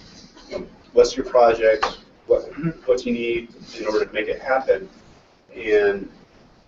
But we don't have any agreements on necessarily what it's going to turn out to be. And so someone to propose something big and ask for this gap, and we fill the gap expecting to get something that's going to be great, and then if they scale it back, maybe now that if they had proposed this project, maybe they wouldn't have needed all of this, and if they had proposed this, we probably would have said no to this help. And so I guess I'm struggling a little bit with that, and I wasn't sure how. So, do we think that's a problem? And if so, yeah, I think that's a problem. So, I can tell you what we're trying to do with on this the current downtown project that we're PEG developing. So, our agreement with PEG is going to be you bring us either a Smith's Marketplace or another project that we approve of in our sole judgment. So it's not going to be a marketplace, for example, but if it's an office project, tell us what the office project is, who the proposed tenant is, and then we approve it, and they move forward, and that creates the tax increment. So I know on 60Bs, there was, my reading of the agreement, I don't see that we had oversight over exactly what the end product was going to be. When we put that agreement together with the 60Bs partnership, they agreed to build a certain number of units. They agreed to build a certain number of square footage in terms of retail space on the first floor. We sold them the property for $150,000 in exchange for them developing that. We also gave them parking in the Wells Fargo space.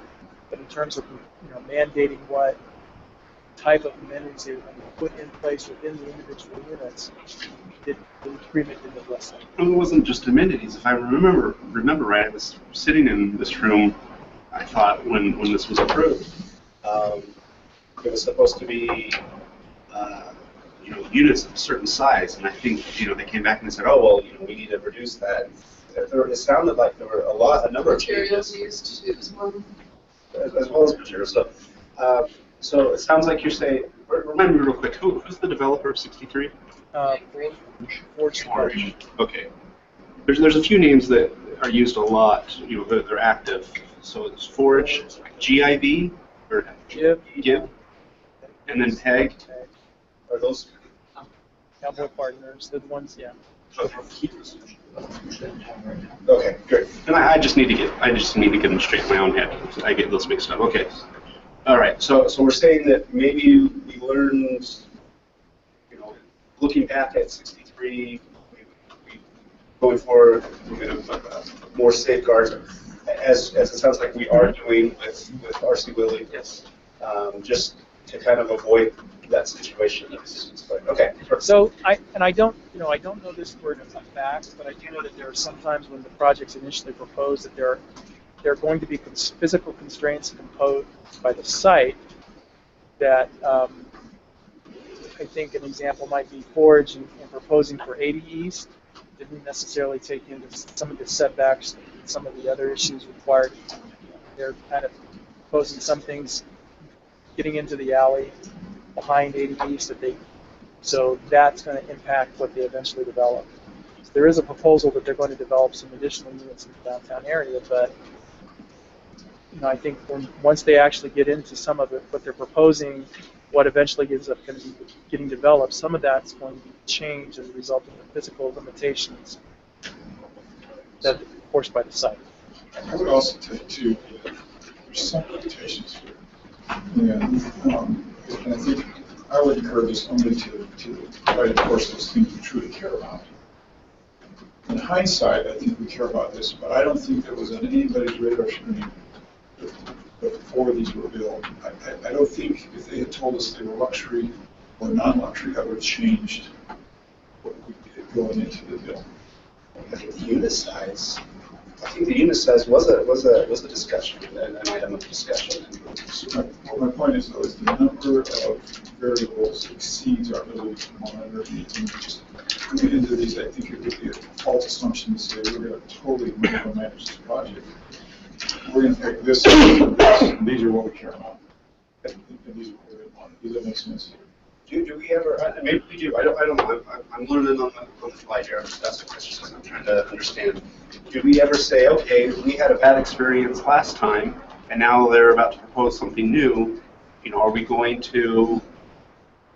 Are we going to be a little bit more wary entering into that agreement because they promised one thing and delivered another thing? Maybe they didn't. Maybe this is just my perception. But if in the past they did that and they come out with another great proposal, are we going to be a little bit more wary, or do we maybe, if you've got competing projects and one looks better, but it's by someone that didn't follow through to our satisfaction previously, and we have another proposal that doesn't sound as great, but it's by someone who's delivered on the promises before. Do we take that into consideration when we make these choices? We try to present that's part of the vetting process. Okay, great. Yeah, I think it's important to remember too that we had gone through a period of time in downtown where there was no market rate housing being built at all, and the idea that we could do an infill project on a vacant lot on a block across from the house, somebody was willing to take that risk in the market. I think that was the motivation of the redevelopment agency starting. It was to jumpstart the market rate housing project, and we're now hearing from a couple of other developers who say, well, jumpstart me. And the answer, we have to decide when we reach the tipping point where we're perfectly fine not jumpstarting anybody, right? And so again, I think as we get other projects that come in, we're going to hear from PEG about their project across from the temple. There will be a point at which they come in to us and want something. They've already approached the school district about some increment, and again, they sit in an existing project area, so just to do a plan, not to create a new area. But again, in each of those cases, we're going to have to decide whether we want to stimulate the kind of development we want when it's a little bit ahead of the market. I think that was the case with 63, was it was ahead of the market. And we could have waited, done nothing, and waited a few years until the market caught up, or we could. I think that was the rationale.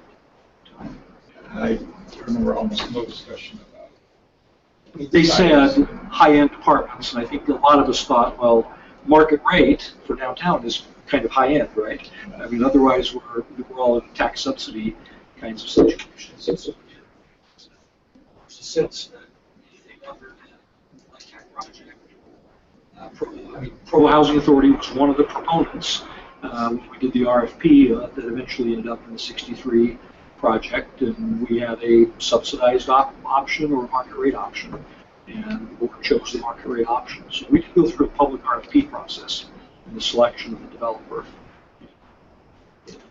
alternatives we selected from was the best of the available alternatives. And the deal was, again, to try to stimulate that kind of market rate housing. The concern is, I haven't ever been in the apartments, are they not as nice as you thought they were going to be? I haven't met in either. I've That's heard from about 3 different people. It's not as nice as you would expect. They're more, very urbanistic and they're not the homey. It's not necessarily the style, because I like the style that I walked through as well. It's just that it's like 80% laminate flooring, and you're expecting high end, right? So you walk in, you're expecting these high end places, but there's in the apartments, it's all laminate flooring that looks like wood, but it's laminate. And the bedrooms, That's not high end. and the bedrooms have carpet, just like a real low looped carpet.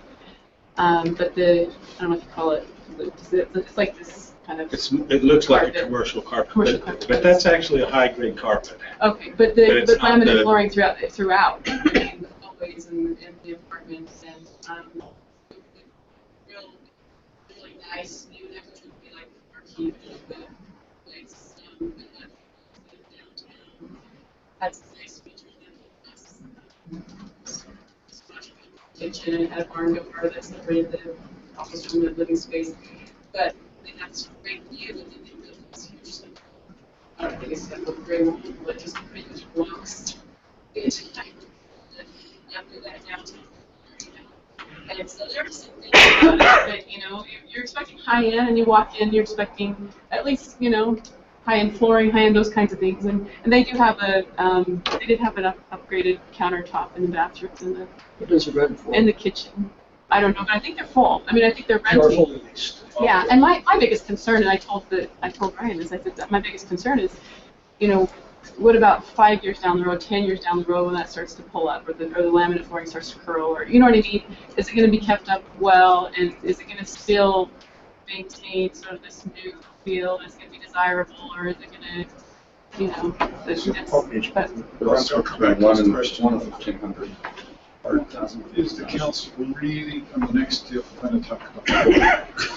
well, if I'm told high end, then I would probably say, what does that mean to you? I would ask them, what does that mean to you? This is my question. You got to pick the things you care about. Yeah. But if you go into flooring and if you go into carpet types, how are you even going to monitor those? Well, and it was the size of the apartments too. The closets were so small, and there was really no storage So I'm space. going to come back and ask you, But are you going to care about the apartments? I'm going to care about the renters. I'm going to care about those that will be interested in renting 10 years down the road. Yeah, I care about that. I care about the renters now. Will they be able to keep renters? Will it become something where they have to reduce the price and to get people to live there? I don't know. And maybe that's not a problem. Maybe people will love it and it will be a problem. But when I walked through it and tried to look at it from a livability standpoint, and does this feel high end and those kinds of things, I was honest with them about how I felt about it in the meeting, and then after. And I feel like they got to speak back as well. So, those are my own personal feedback. I think the mayor asked a great question. How far into the weeds does the council want to go? And we've been down in that place before, and it usually doesn't end well for the council to be too involved. But what I'm sensing here is the developer, in this case, wasn't promising a certain kind of development to a neighborhood who got disappointed. It was more like to the community, to the council, and here we walk through and go, gee, it wasn't as nice as I thought it would be. So what I'm hearing is it was proposed, or advertised as this, but came in seemingly at this. And we didn't necessarily have a development agreement or any mechanism to keep them to whatever it was they said they might do, whether it be the size or quality. And so it became there was no mechanism on any item necessarily to hold them accountable. And so if someone was going to say, I'm going to do this, instead of a bait and switch or, oh, well, this is all I can afford, what mechanism do we have to say, okay, you said you're going to do this, and we're really concerned that you do at least certain portions of that, and like you say, decide what's important. You need to know that early on, because when people purchase, that's when we need to tell them, you better be prepared with these things, because this is what the council cares about. You can't really pick development, who's gonna, when he tells you, is gonna come back and ask. If we still pay part of it, they're gonna, no, it is. Affecting place and those types of things. If we're filling the gap, I think it's not only what they're going to use. Tell us in advance what you'd like to, tell us what's important to you. And it depends, I guess, on what they're offering, and what they say it's going to bring, and what that means. Let's define what that means. If this is what you're offering, and you say high end, what does high end mean to you? And you know, so those kind of things would be helpful to know going in, okay, so that we can assess whether the gap makes sense, whether it's something that we want to jumpstart. What's the gap? Yeah. So I think it's reasonable to ask those questions. When we're offering something, it's reasonable to know what we can expect as well, and knowing that going in.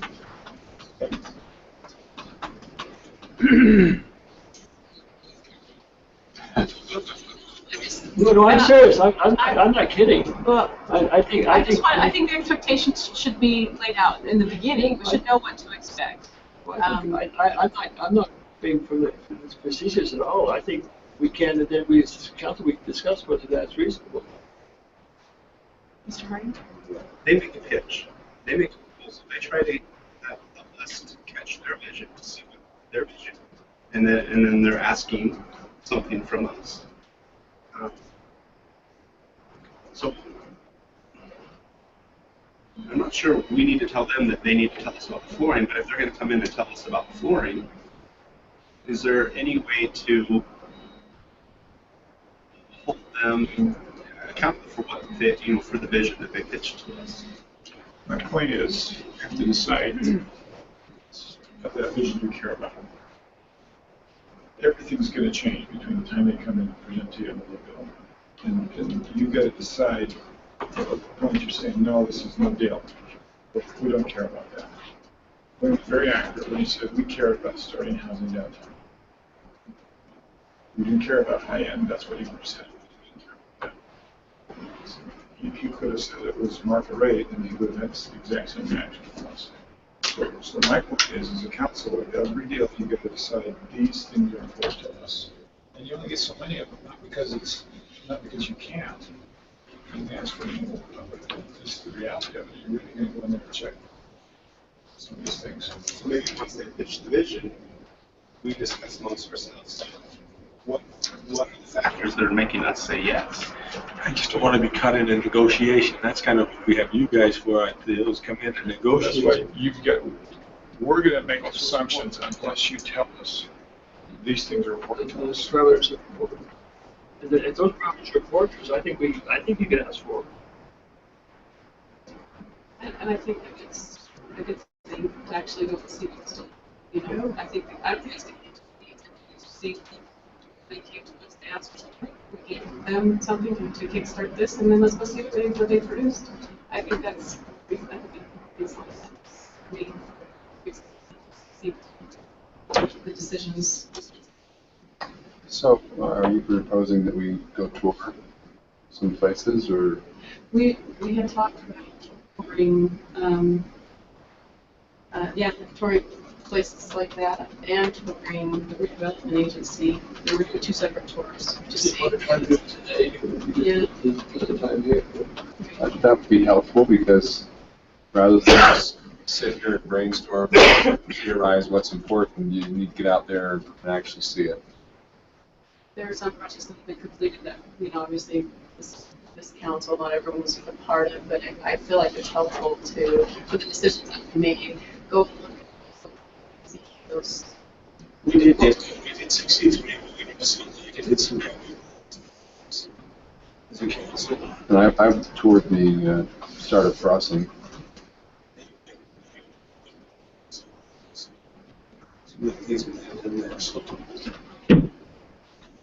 If you see something that you look at, you like, you can say, put it like this. if those projects can make it, and some nice projects. Cowboy, we felt that Cowboy was better, had a better product than Pancake. That's why we went with Cowboy originally. Which project are you talking about? Across the street here. We went up and we kind of went through some of this. Oh, this has a better feel to it than the Pancake community did at that time. So we decided we went along with it. What was that feel? What was the difference? It was a little bit, for me, it was a little bit. The others felt like long hallways that just, there seemed to be more of a home feel to some of those. So I had to do with management. And management made a difference to both of those.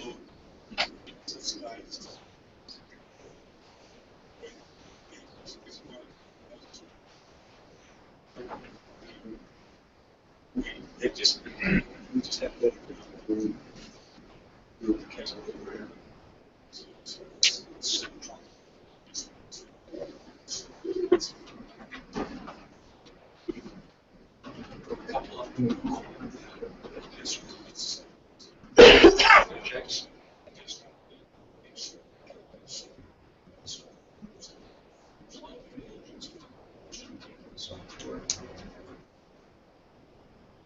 But one thing that I have that's a is the list of the property that we need to be owns, we get those grants.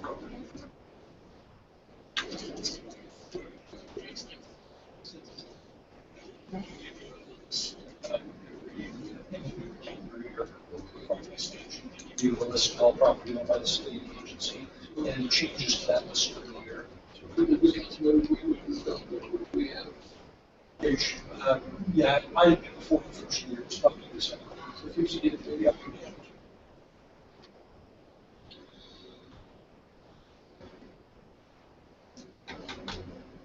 So, again, we can lease property.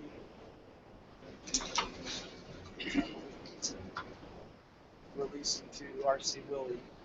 We were in the old Sears building. We actually had to pay property tax even though we're taxes. The end user was not taxed. So that kind of goes back to the Duncan situation. But they will pay a property tax because they're leasing from us full property. So that's going to be. But I mean, there are times when the agency has not been physically located within City Hall. We lease property for that purpose. We cannot use our tax increment to create a new City Hall or to pay for a new City Hall. So that's a issue. Because use the tax increment generated from, say, the sale of part of this property to a developer, then use the tax increment he generates to build a new City Hall in the city. That's banned by legislation. And we do have to work with school districts. So, for example, when we go to a project, we need to go to create a new project area there, depending on the type of project area created. As a redevelopment project area, there's a taxing entity committee that's created. And each taxing entity sits at the table. There are pass-through agreements that are decided. In a community development project area, we have to adopt an interlocal agreement with each taxing entity. Part of that process is how much of the taxing we're asking for how long. They'll still get the base year amount, but they're not necessarily obligated to pass through all of the taxing. So, for example, past, I know the Provo School District is pretty stringent in their terms that they would accept. They would get to 71% or not more than 10 years. Some discussions, they've been a little more flexible now recently, particularly on behalf of Duncan Aviation, in order to help them achieve a certain level of tax increment to pay for the ramp. They've indicated a willingness to go beyond that time frame. We work with negotiations.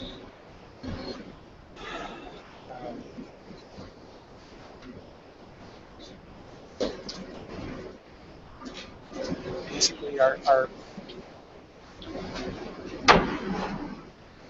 we can make improvements to property to bring up the value. So, for example, for Cowboy piece, we had to remove underground storage tanks that previous use. Let's use our funds to do environmental cleanup. So is it safe to say that most every parking garage in central Provo, other than maybe New Skin, has had our help? I understand even New Skin, that was part of that as well. So, yeah, I think we had our fingers in all of them. Because they're expensive. They are expensive. I know Marriott, the Provo Town Center, the Wells Fargo, I think even Zions Bank, all those. We're actually helping parking structure for the Cowboy Partners. Putting in about $400,000 for that parking structure as well. We feel that over time we get a return on investment, or how do we look at that? I think right now we're in the process of assembling a parking. We're doing a parking study is being done. And part of that is looking at all the different assets that we have and how we're going to move forward in maintaining those and what our options are going to be moving forward. I think a lot of it turns out to be simply, we are providing parking to help attract residents and businesses in downtown. So one of the larger benefits is the businesses use those during the day, then they become available in the after hours on the weekends. One of the things we haven't done as well a job on, I think, is improving with our wayfinding, because a lot of people just aren't familiar with what they can, when they cannot use the parking structures. But the city has participated in every parking structure in downtown except for the ones built by the county and the state. So all the others, the Wells Fargo, the Zion, the Central Square, a few that Dave mentioned. So the real benefit is those after hours and weekends, and every downtown needs a parking structure. And as Dave talked about, the study that we're doing, you go to Salt Lake City, no one ever parks out in front of the, whatever, but no one ever parks out in front of the City. You park someplace in the walk. And so that's the paradigm shift that's happening in Provo, is that we need those structures, because you're not going to be able to continue to park in front of the store you want to go into. You're going to have to park and then walk, and that's the nature of a larger developed downtown. And without the structures, you're just not going to have that. Part of the underlying philosophy behind redevelopment agencies is to equalize, to the extent possible, the cost of building downtown versus the cost of building in a farmer's field. Right? And the idea is, if a business has to cover all of the extraordinary costs in downtown, including higher property values, limited parking, some zoning restrictions, potentially environmental issues that pre-existed on the property, and they had to bear all those costs on their own, no one would ever build downtown. They'd always go out to suburbs and build their office buildings. And so part of the idea is, how do we utilize these tools to bring those costs to a playing field? And so building parking is a real obvious one, because otherwise, if you're New Skin and you're going to go to a building in Lehigh, you're going to park on the surface until the property is too valuable, and then you'll build a parking structure. And so how do you keep that, how do you get them to expend those dollars first, as opposed to later? And part of that is that you create an incentive. The whole idea is to try to equalize that value so that the business makes a smart decision based on a whole variety of factors like simple cost. So we will always build parking structure. So it sounds like one of the best ways to maximize our investment is to make sure it's being utilized to the maximum. Signage or whatever. And Yardley, I think, a better job. Although there's still, still every once in a while you're playing with it. Help it on us. State courts building, as you can see, will be building 385 parking stalls, all of which will be available after 5 on weekends. So now we have a great outdoor show at the convention center. Instead of having 70 spaces available to them, which we've had for the Science Bank property, now they'll have 380 spaces available to them. And that's part of that. Part of the reason why we are trading the property to the state, or to get those additional parking spaces that will be available evenings and weekends.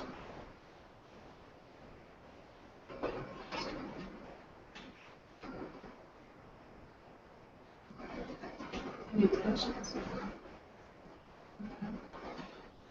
So the next item is a presentation on some of the redevelopment agency projects. You've shown us some. Do you have that to share? Or what?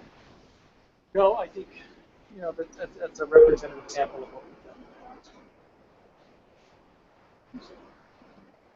All right, we'll go on to the next item then, the post-it note discussion on annual action plan and CDBG eligible activities for the next fiscal year and council priorities. If we may, before actually going into that, you may remember a couple of weeks ago, there was an item that was, what's the word? Continued, which is the funded recommendations for this coming year. In the agenda, I don't see where it fits perfectly, but we could do it now.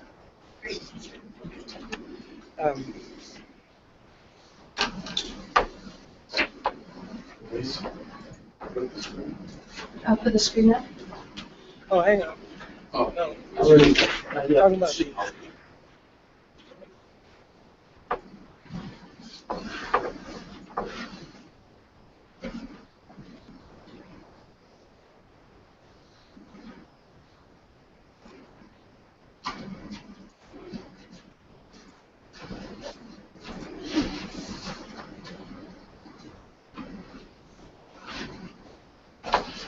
Yep, okay.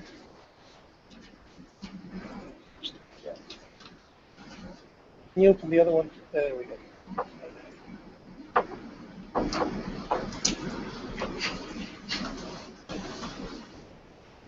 So the discussion had begun with, we had already went into this. I can't remember the reason exactly to continue it to today, other than I think we were running out of time in the meeting to take care of other things. But basically, so we now know from HUD that's the amount we're getting from them, and we're reprogramming this fund $41,000. And from program income received from these different, Mr. Stewart, you were asking before which kind of programs are we still receiving payments.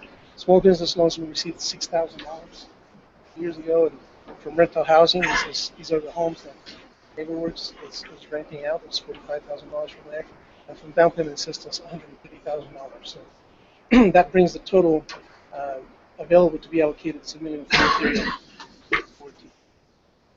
Can you scroll down to that?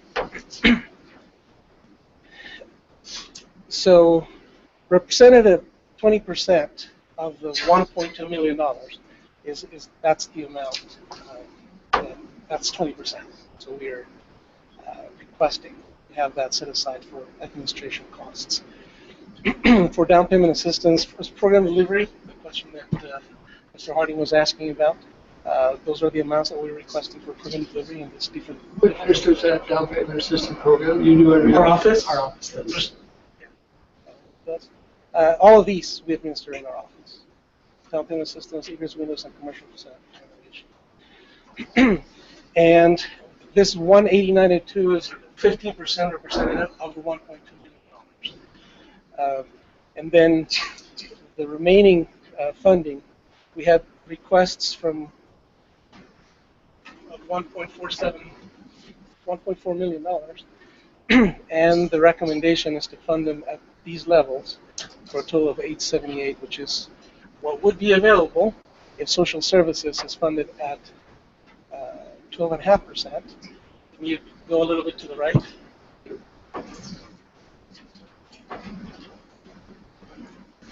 Or this other amount based on a 15% allocation to social services. The red column is. It's just what was funded the prior fiscal year. What is the bikeway project? What is it? In 200 East,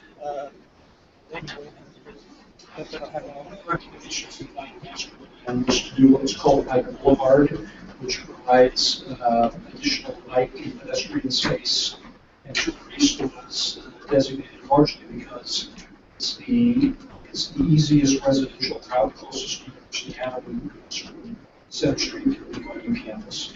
So it's designed, even though we'll be putting bike lanes back on University Avenue with the BRT project, this provides kind of a safe haven for them, for bikes, to make that trip through Joaquin from Center Street to the campus. So it's mostly road improvement, sidewalk improvements, widened bike lanes, some bulb outs at intersections to slow traffic and provide a safer passage for bikes and pedestrians. Does it take parking away? I don't think it takes any on-street parking away. I think it just separates it from the bike lanes. It wasn't a walking neighborhood master plan, though. It's supposed to be a greenway as well. Yes. Foothill Park didn't do well. That was the one.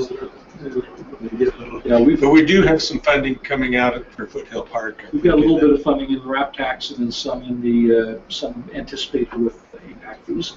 So we'll be able to get a start on Foothill Park. At some point, it would be nice to see. I think they had some landscaping things that they were really excited about up there. And so for that particular project, there were 193 allocated for this current year. So this is to be able to keep going with the project. And one of the reasons why the committee recommended to fund it this way and not fund the Foothill Park is also has to do with our time limits. Although an allocation to the park would anticipate them to start doing something, they probably would not be spending those funds with an appropriate time for us to What were they report back on. Foothill Park. It's a pretty impressive park design. It's up above 7 feet, and so again, it's landscaping, trails, picnic areas, just a neighborhood park. It was property that was donated to us by the Brentons with condition to be developed as a park, and so we do have some time constraints to get started. So we've done the design. The design's all completed now. We'll probably get in this year and do some initial improvements up there, but I think it's a multi-year process. So you want to go to the other one, Bryce? The other one is just a breakdown on the social services part of this. Again, the committee is proposing here 12.5% or 15% funding. And there was some discussion in the meeting prior to, as to whether to make it a flat 15 out or something like that. I don't know that there was actually something decided. I don't remember. 15%. Okay. So I guess that's what it would be.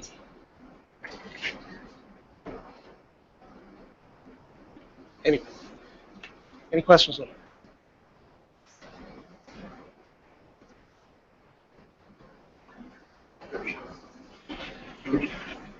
You want to talk about next year?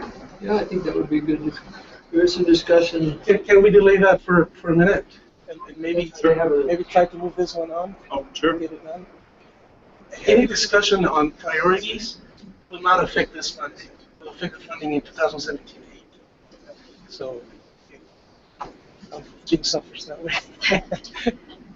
Social services, are there any relative newcomers? I see a lot of familiar names. The only newcomer is this bottom one, Teens Act. Teens Act is the only one that is new. Everyone else, at one point or another, have received funding. You see it that Big Brothers and Big Sisters did not receive funding prior year. I think they did receive funding the year prior to that. One of the main reasons why the committee is not recommending them to be funded, it's because they have some difficulty to actually serve Provo residents. So the funding that they were allocated 2 years ago, they have been using slowly. They will expend it completely this year, but there's some difficulty in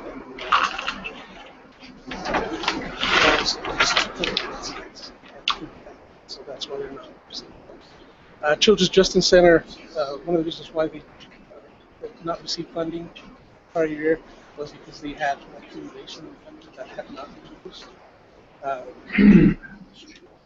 However, they have used.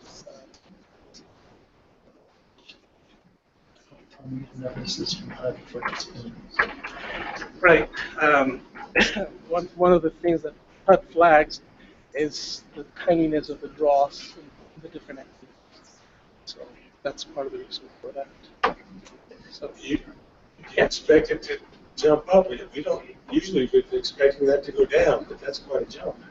Good job. I'm sorry. From the 160 to the 285. That's requested. That's the amount that the organizations requested. Right. Uh-huh. And From fiscal 16 to fiscal 17, 62 to 180. Not necessarily. So here we're telling you how much they were awarded, yes. but we're not telling you how much they asked.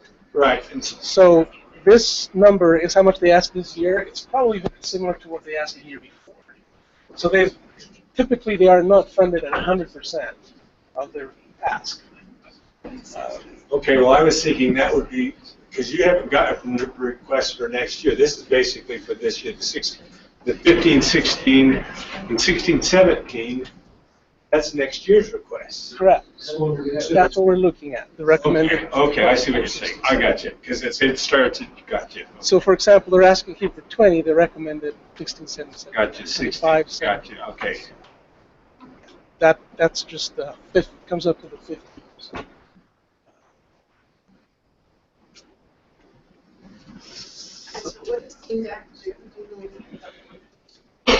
They provide support for high school students to complete their high school in a way that they are eligible to attend college. So, 101. Help provide mentors, work with, I think, BYU and UVU to have college students come in and help mentor some of the. And then there was also an opportunity for one of their participants to go and attend, I wouldn't say Harvard, there was a camp at Harvard, and so there was an opportunity. They weren't using CDBG money for that, but they were using some of their other funds, but they're asking for this to help continue the mentoring program. And so are there other groups that have requested that didn't make the list? No. The one here at the bottom that you see turned, they submitted an application, but then they said. Basically everyone that applied. Yes. That's the thing, so the Big Brother. Except for Big Brothers. Okay.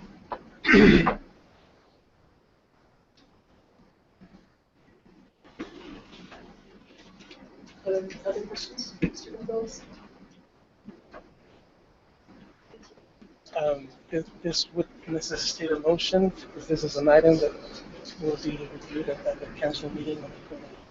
Okay, so a motion to hear this on April 19th, this to the council meeting to hear it on April 19th. So moved. Okay, thank you.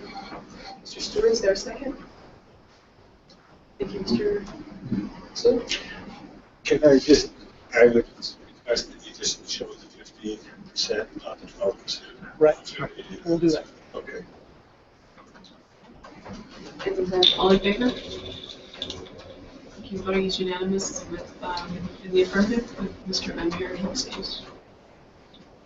Thank you.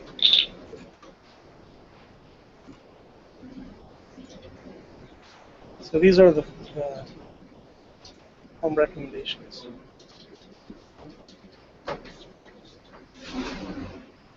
Alt space bar. Thanks.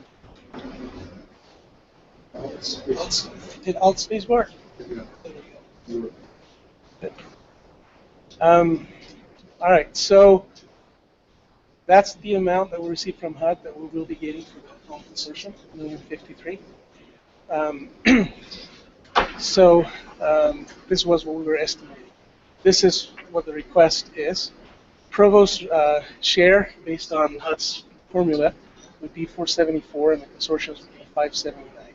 However, the funding is pooled to for the projects below. The at home is only 10% of the grant that we can request for administration rather than 20% from the CDBG. So that's 10% of that.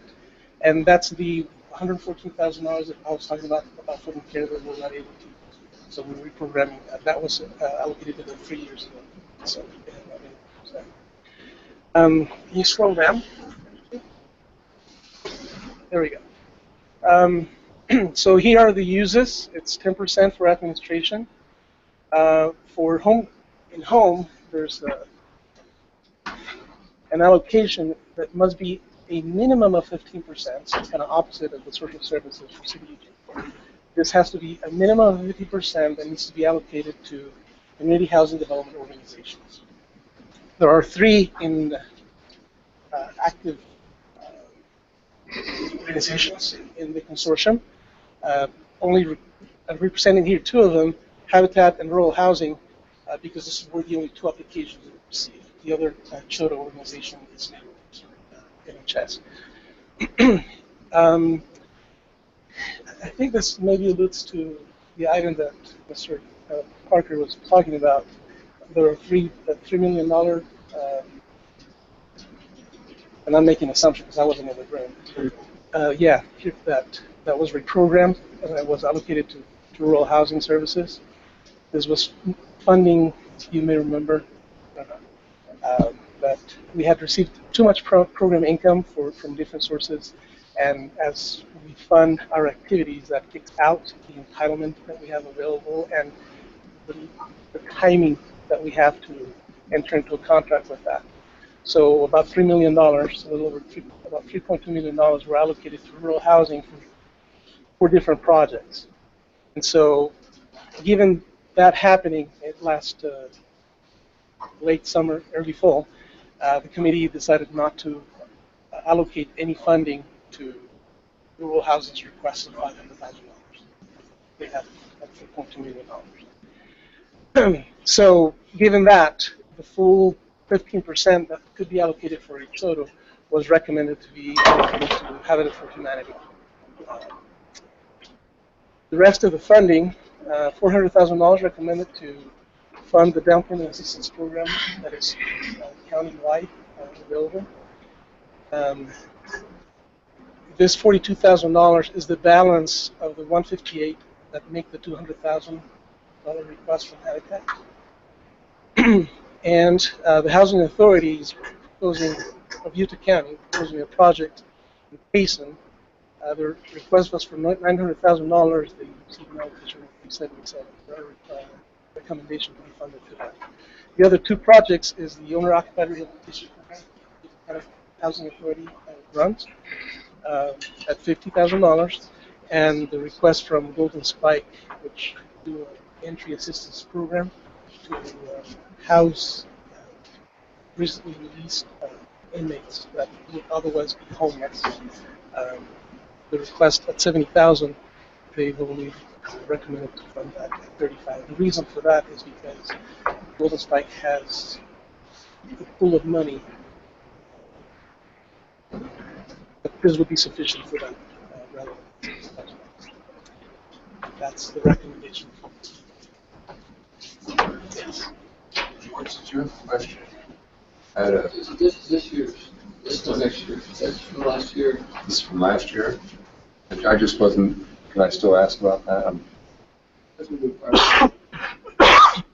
just have a question, page 165 from last year. It showed a couple of projects with neighborhoods that I wasn't familiar with. Expected completion 6/30/2016. Here's a copy. Funds to be allocated to purchase and rehab and resale existing housing units in Provo. The reason I brought it up is because having been on the board, I wasn't aware that we were doing any funding from our help to NHS. Your report shows that you are doing it. Right, that was allocated for last year. That money been allocated to them? Yes. Are they aware of it? I should hope so.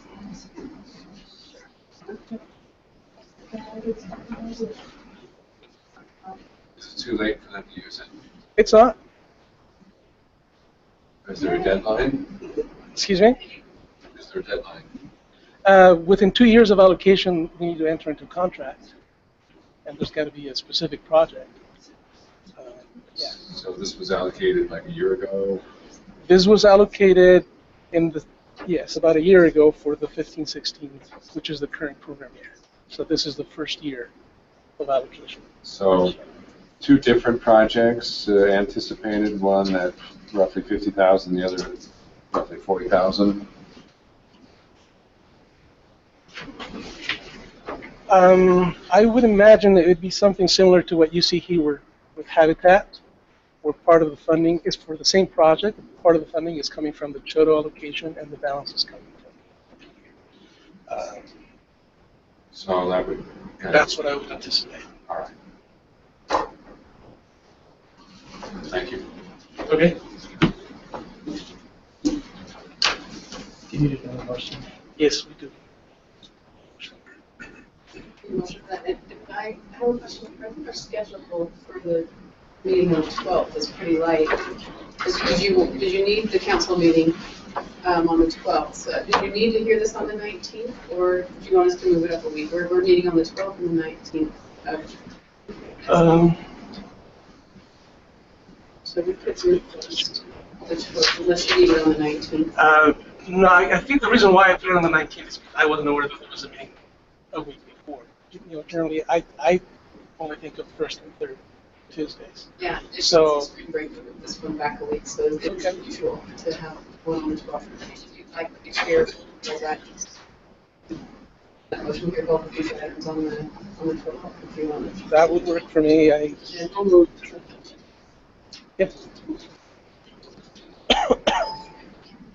CDBG. Okay, and so motion, Mr. Stewart, thank you. Is there a second? Second. Thank you, Mr. Richardson, all in favor? Unanimous. In the affirmative with Mr. Van Buren.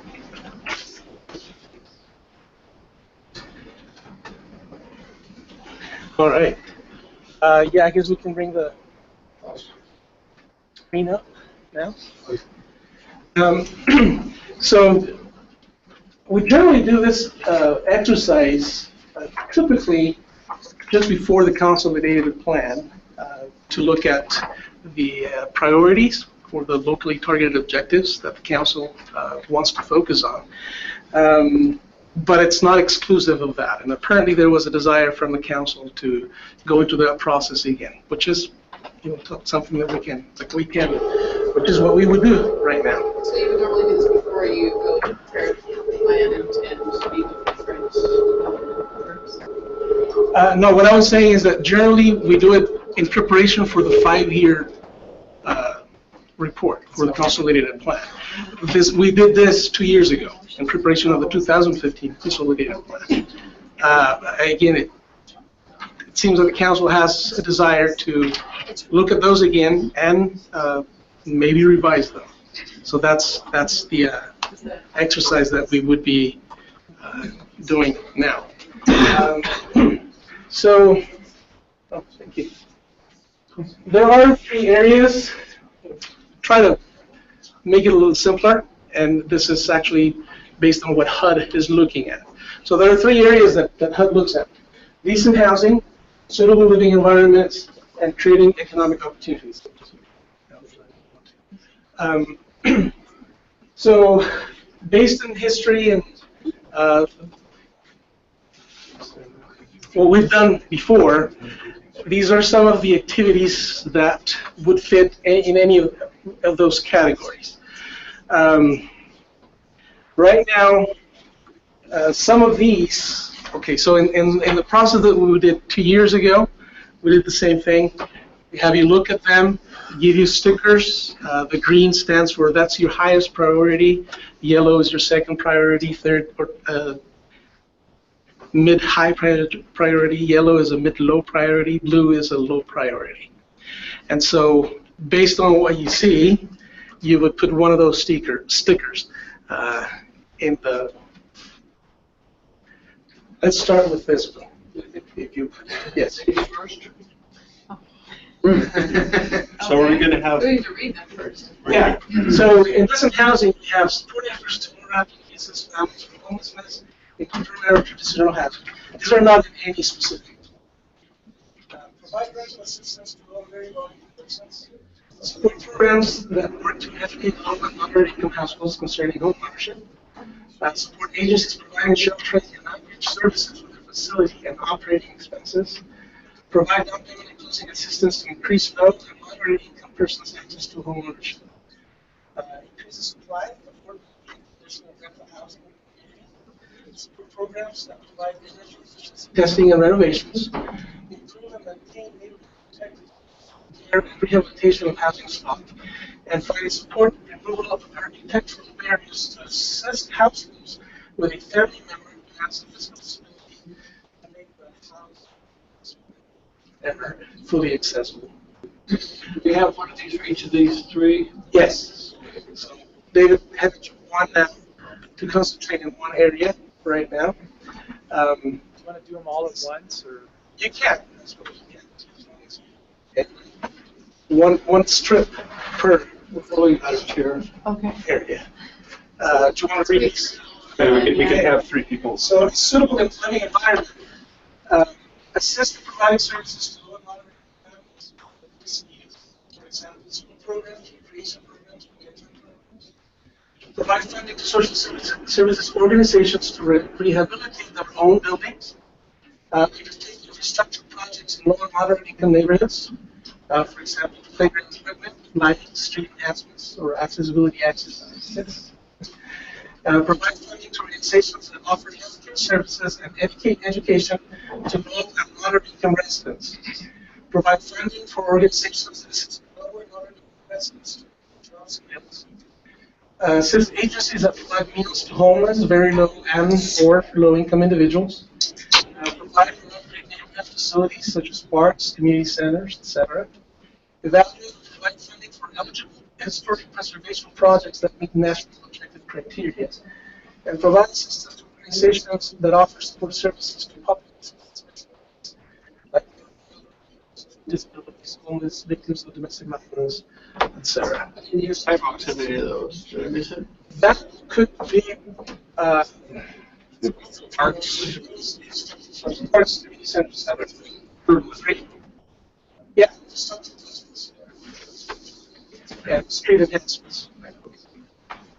And then the last is creating economic opportunities, increasing economic opportunities to minority and women-owned businesses, provide technical assistance in recruiting businesses to vacant buildings in the central business district, provide internet access and technical support to a local business incubator, provide and eliminate vital influences on storefronts in the central business district, assist local businesses and entrepreneurs through mentoring and technical assistance, and provide job creation and adaptation through small business assistance.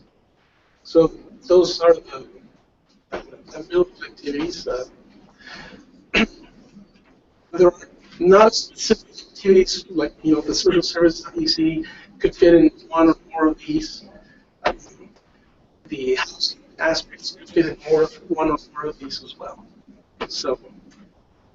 Yes. So all of these things that we're currently doing, or are some of them would some of them be new things that we haven't done before? So some of these we have done at one point or another. Currently, in the consolidated plan as it is now, we have, let's see, five of these are already in the comp plan included already. I purposely not disclose it, but I may drop which ones are in there. If you wanted to, I can just mark them. There are 1, 2, 3, 6 of these that are already included in the comp plan, and actually 5 of these only one not included already in the comp plan. Yes. So what I was getting at, this exercise is just kind of one data point in the decision. trying to evaluate this, I would want to know what have we tried in the past, how effective do we think the assistance in that is, versus ones that we haven't tried and may not have a good way of measuring how effective it would be. Right. This is tough to just walk in and go and prioritize these without some of that information. I agree with you. I wasn't aware until a couple of days ago that we were going through this exercise. Yes, you're correct. There's more information that would be helpful or could be helpful to go through the exercise or that we can do later on. It's really dry, sort of preparation of amendments to the or to the consolidated plan. And so you'll have lots of opportunities to look at these later. So if you go through this exercise and you go home and rethink it, there will be opportunity to weigh in. Thank you. So, but yet this is a very preliminary step in this process because, again, this won't be effective until the 2017-18 action plan. And there's time from here all the way to September when we make our applications available for CDBG that adjustments can be made and information can be provided to you to help you make a better decision. Yes. It seems like you're asking, in my opinion, our opinion on the priority based on like 100% of the funds being available for these purposes. Whereas I look at the suitable living environment, I'm going, a lot of these are covered for social services, which is part of the 15% that I don't normally concern myself with because we have a committee for that. There's a committee that makes recommendations to you. Yes. On all of them. The ultimate committee that makes recommendations on the majority of the funding. The responsibility lies within you. Yeah. So you could also say that the council should be creating kind of the direction, the policy, and then these committees take that input and try to go through and select the proposals that best align with the direction that So you make a private decision on any of these. That gives information to the committee. If they receive an application for X that is not part of the priorities, then they know that's not a high priority, and we'd be looking at B as a high priority. It's kind of like, go visit the groups and let's fund the ones that are doing most good and the biggest bang for the buck. But I suppose if we want to in now say that there's a focus or a priority from I really able to tell you what, or if the council gave any kind of direction when you were in that committee. Perhaps the council directed the committee to find which was doing the most good and with the biggest bang for the buck. Sure. Yes. Parameters that the committee was using, and maybe those were set by the council, maybe they weren't, but they could have been set by the council.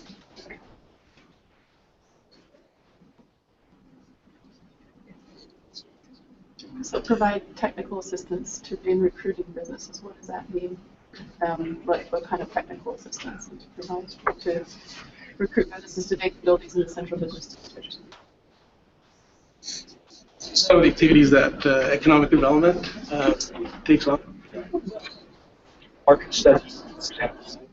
Market study to define, if you have a storefront in the downtown, you can do a market analysis and say how many, if you operated a capital shop versus a, retail bookstore, what could you expect? Investment, something. Environmental study on a vacant building downtown. We'll look at whether there was asbestos in the building or whatever, and define building parameters for the project plan.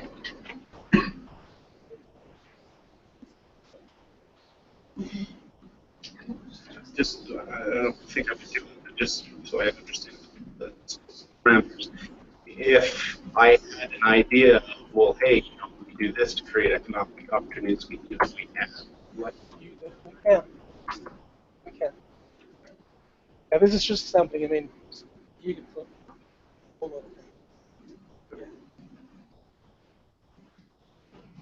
Ladies first. Ready? Oh, we've had a couple more going on these others yet, so we're not waiting.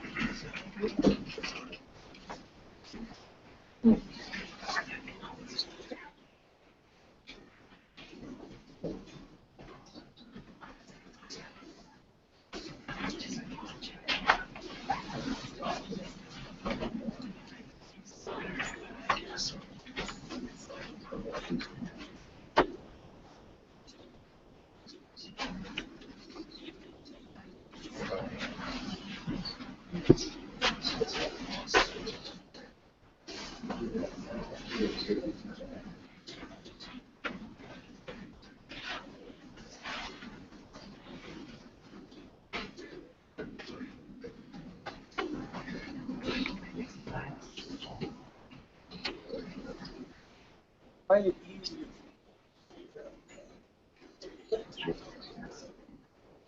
If it's already there, that's fine. That's fine. But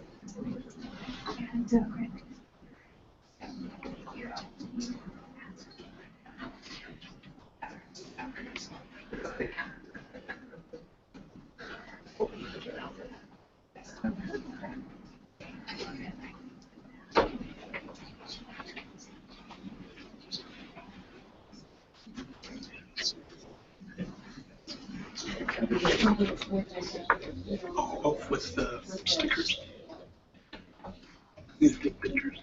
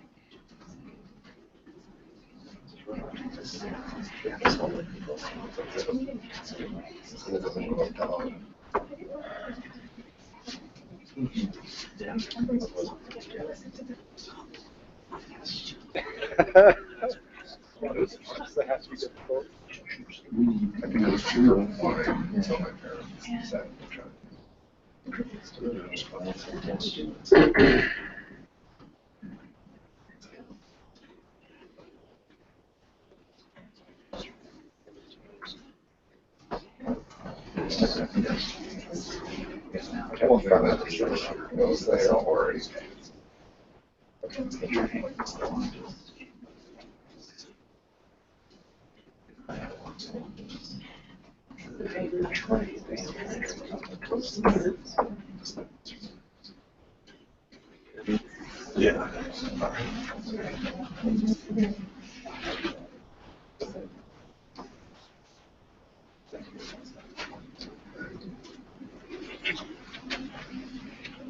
Do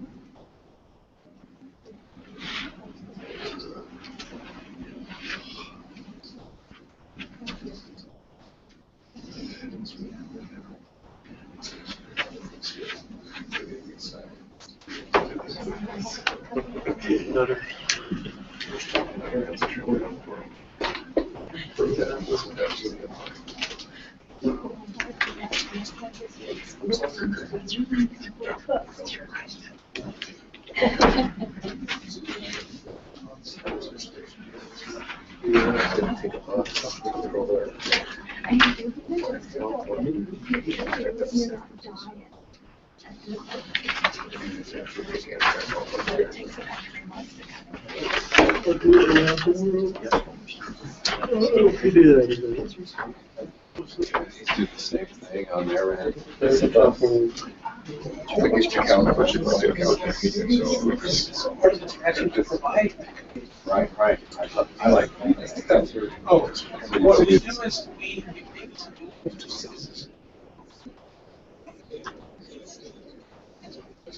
that's part of something that will come back. Saying, here's how to come up with final things, and then on this citizen survey. Right. And On this. they What I'm saying, have our two potatoes. I love our two. I sort of design sides. Well, it's a late night. Right, and that's what I'm saying. Just the general public. I can't see it.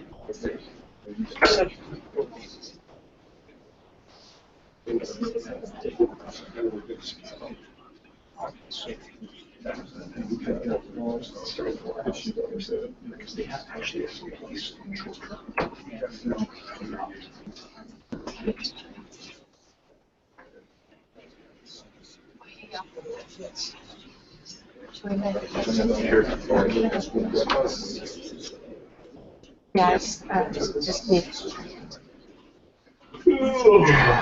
I'll go through.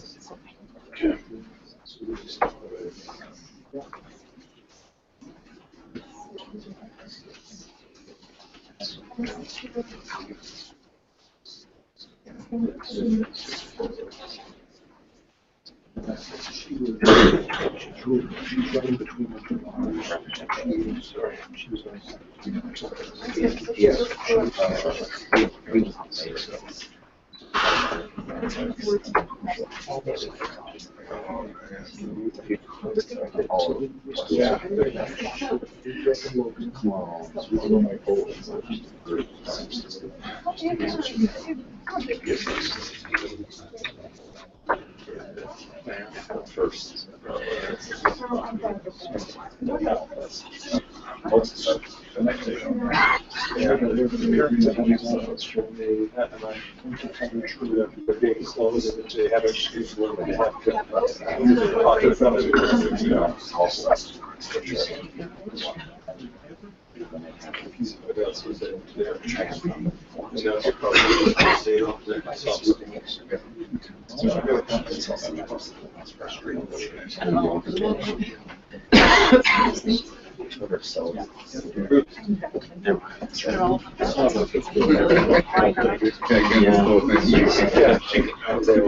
I can barely say like I think I've done an interesting years.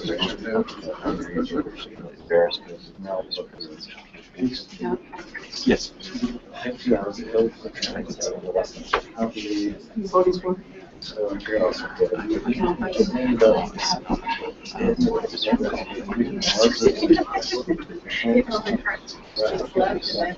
About 2 weeks out of that.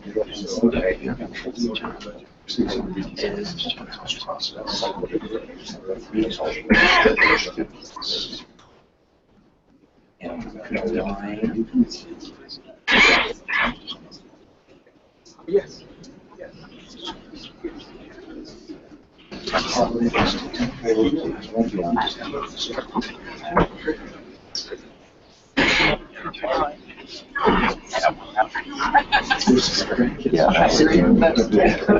Road trip. Yeah. Like it's. This was a year for him. Did you get it? Yeah, see how well that works out. Oh, yeah.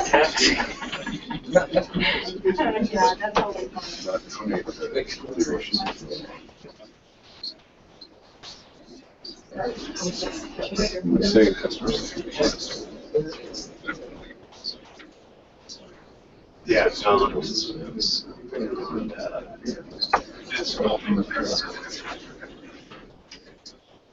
Yeah.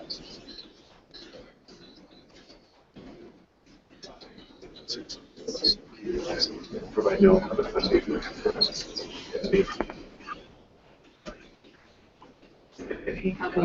Well, they did, because it's, it came out of the general fund, right? Usually that's the general fund. But, you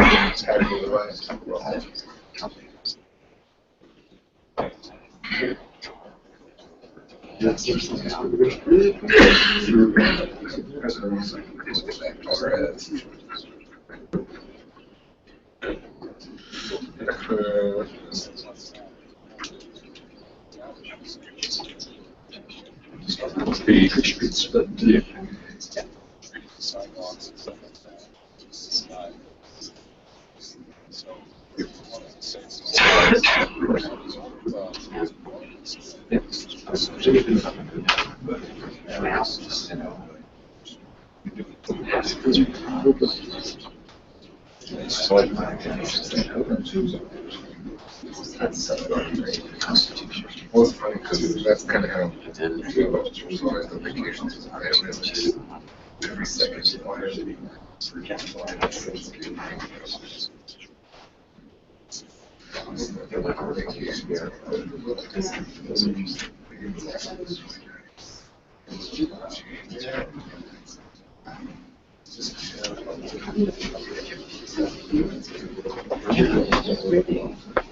where the hotel was paying $30 to stay in.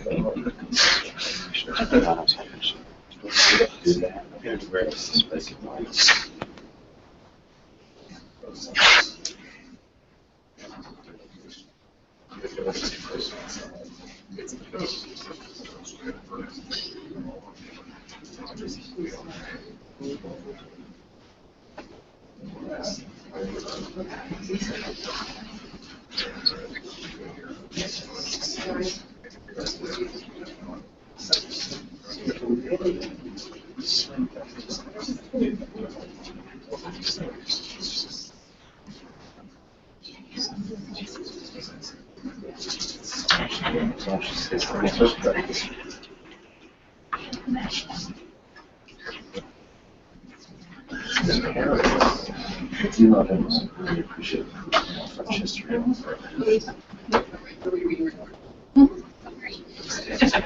Talking politics here, sharing our. I think we all should hear. I already voted, right? Electronic.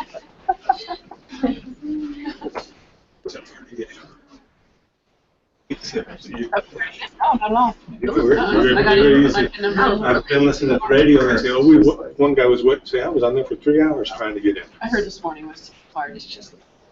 But, yeah, it wasn't. I got right in. So you must be going to a basketball game instead of a caucus meeting. Well, no, I'm going to caucus. Yeah, my family's going to a basketball game. I'm going to the caucus. one of those fun things. Somebody write one in. You can't write one in. Yeah. I just need clarification. These $4 are only for this one, or this one above? They get put on before. Do you remember what you picked? I think they're all for this last one.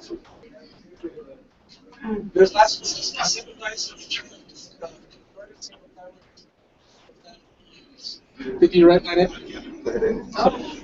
I didn't see that there when I placed So it. that was the thing, I wrote it in after some people had already voted, so. I didn't see it.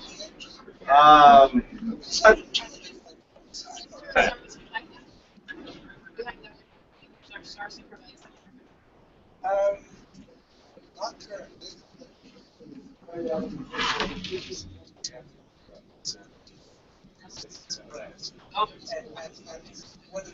CDBG.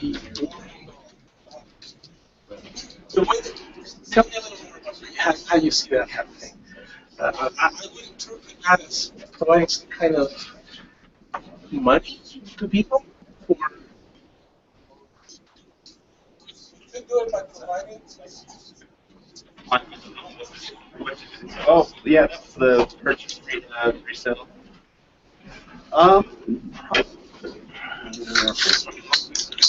Email from that guy that says, hey, I just spent $20,000 to convert my house, and now I'm told I can't, put it back to here. I can't put it on the bottom, so I'm going to sell it to the next person. Anyway, so if there was, I don't know what structure it would be, but yeah, some sort of financial incentive to these outcomes back.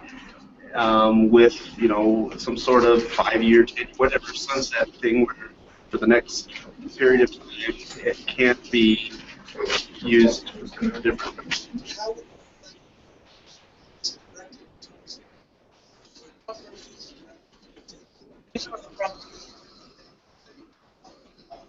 Something that's been split into 2 units and maybe cover the cost to bring back into the use of just 1 unit.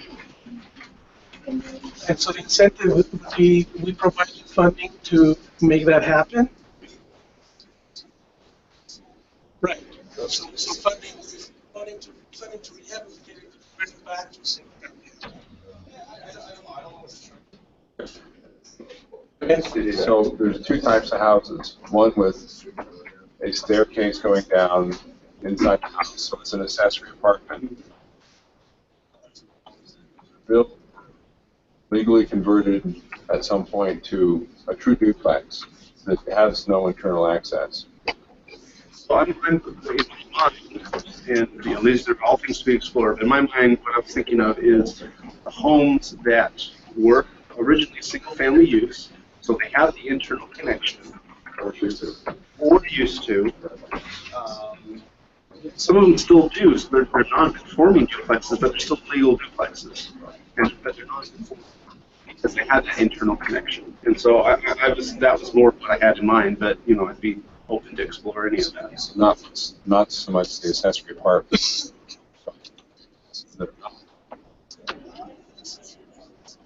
Something that's no longer being used as single family.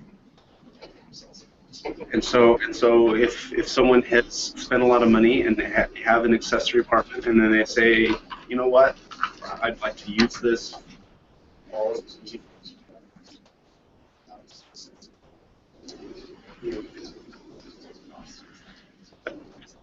I thought of this in 15 seconds. This is not a thought out proposal. It's just a.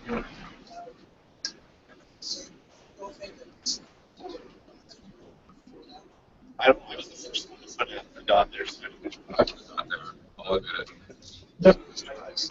So I guess the question is at top, number 3. Is that? I think it goes to the one above. You think that goes with the one above?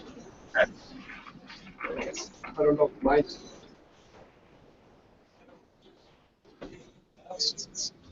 I apologize. Correct business. So I would assume the equitable was the first up here. Okay.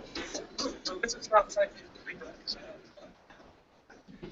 but I did get an idea from at least several 2 years ago.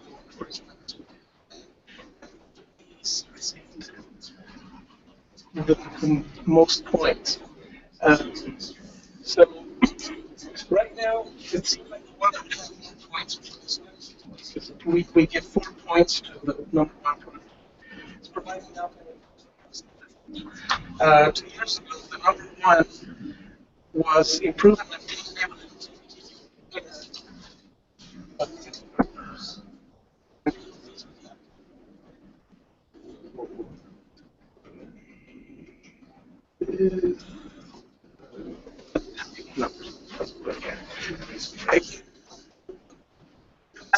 don't know exactly what it was, but it seems from 2 years ago to this year. It looks like maybe the infrastructure is the one that had more points 2 years ago. Providing organizations to provide hospitals is the one that received the most points. But this time, about 3 points only. That's pretty good. Again, I just want to give how good this was. 2 years ago, it was provided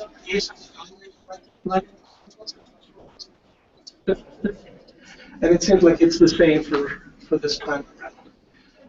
Again, we're going to send you a memo, but that has a difference. Just wanted to give you an idea of if this is any different from what happened 2 years, and it seems like there are some differences.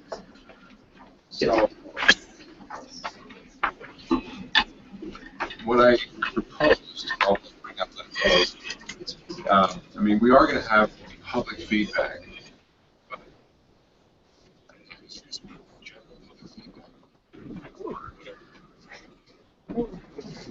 I thought it would be useful if we had the same exercise performed by the 2 committees that oversee or recommend to us CDBG funding. So instead of just saying, here's specific projects, see what their feelings are. So, I mean, we're going to be giving them our direction, but I'd like to hear their feedback. Before or after we give them direction? Before. I know. So that's something that we can easily do. So basically, we're going to do this exercise again in the form of a survey for all citizens in Provo and see what that results bring. That's something we did 2 years ago also for you to be able to compare what this council thought and versus what citizens. We can easily add another one that includes the current committee members and see what their reaction is to it. Will what the public voted 2 years ago, will that also be in the memo that we get summarizing these results? At some point it will. Again, at this moment we haven't even prepared that survey. Oh, I thought 2 years ago the public was polled. Oh, yes. You want the results from 2 years ago? Yes, can we get the results from absolutely. We can give you all the information from 2 years ago. Great. Right now, this would be the only information. Yes. Eventually, we'll have input from other citizens and from maybe committee members. That's basically the exercise here. I don't know if it's not exactly included in the agenda, but at some point there had been some discussion about the makeup of those committees and whether that needs to be different or not. I'm bringing that up to see if any of you have an interest in commenting or talking about that. Not necessarily that a decision needs to be made now, but I'll just bring it up because there was some discussion about it. Seemed like the makeup was people that were in CDBG eligible districts or neighborhoods, and typically it was named for chairs that were invited people. I don't know if you've expanded that. And then there were some slots, I believe, for at-large outside of the CDBG areas. So let me give you a little more information about that. Currently, the Citizen Participation Plan establishes that the CDBG committee members, and this is where we're talking about the larger portion of the funding, is not for at least from 5 individuals. It doesn't specifically state who those individuals should be. And typically what we have done is either from recommendations from council members, administration, names are brought up and somehow evaluated and submitted and then selected from that pool. Currently, the participation plan establishes that those members would serve for a term of 3 years, and that they can serve for a total of, I think it's 2 periods, 2 3-year periods, but after that, they could not serve in a third period, but maybe later. The social services portion establishes that committee chairs from the CDBG eligible neighborhoods would form that committee. And what has actually happened, there are several of the chairs that attend the committee, but on occasion, a chair will solicit either a vice chair or some other interested member from their neighborhood to assist because they have some kind of conflict attending the meetings. And so that's how the makeup for those 2 committees is made.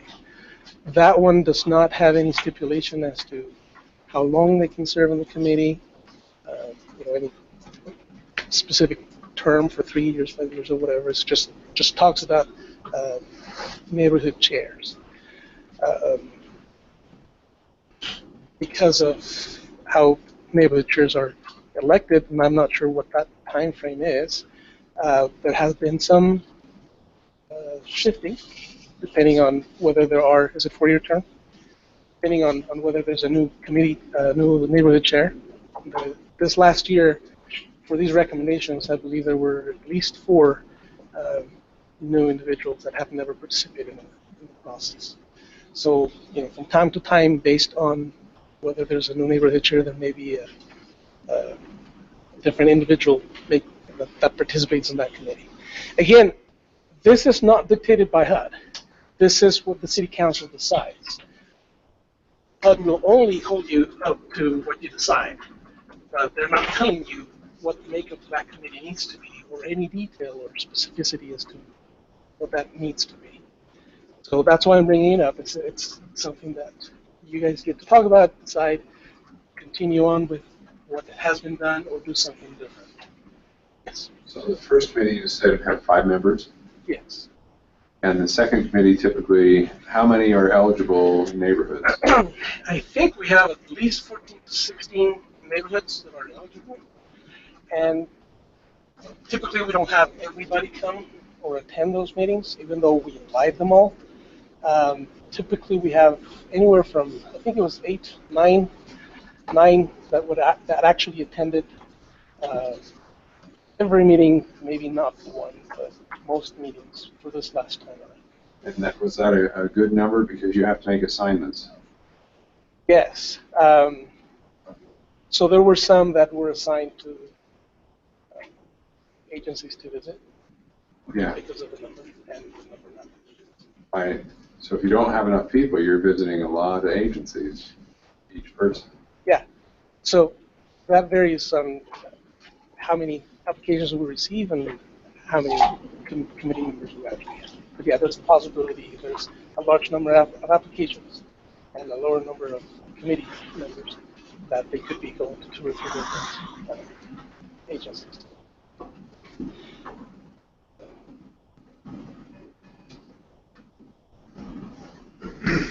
It can be food for thought.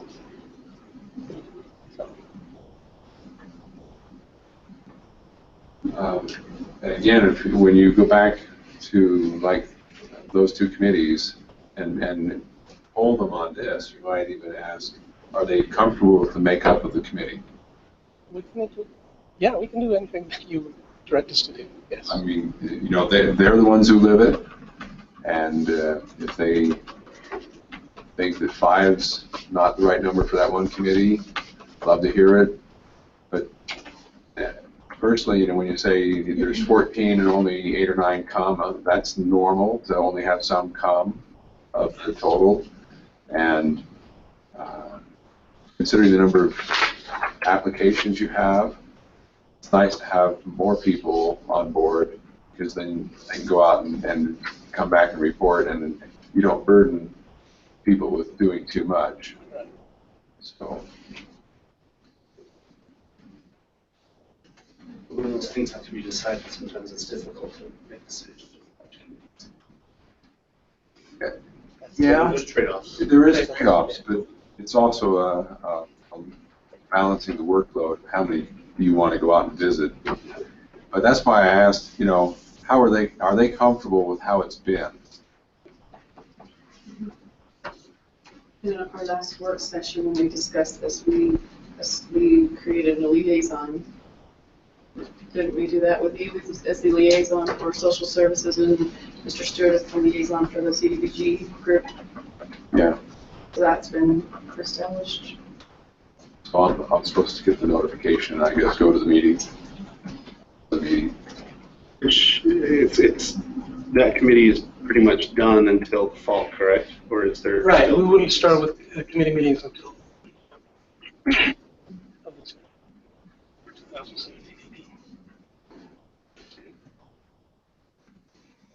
Other questions? Thank you all for your participation. It's been great. Thank you for your presentations. I hope it was helpful for everyone. Very helpful. Appreciate our HRDA committee and Mr. Stewart bringing himself very much. It's been very helpful. Now that we've talked about this current year, do we want to address the question of social services? And let me just throw this out, if I may, to talk about giving direction to, in the future for future proposals. I'll try to keep this short. Basically,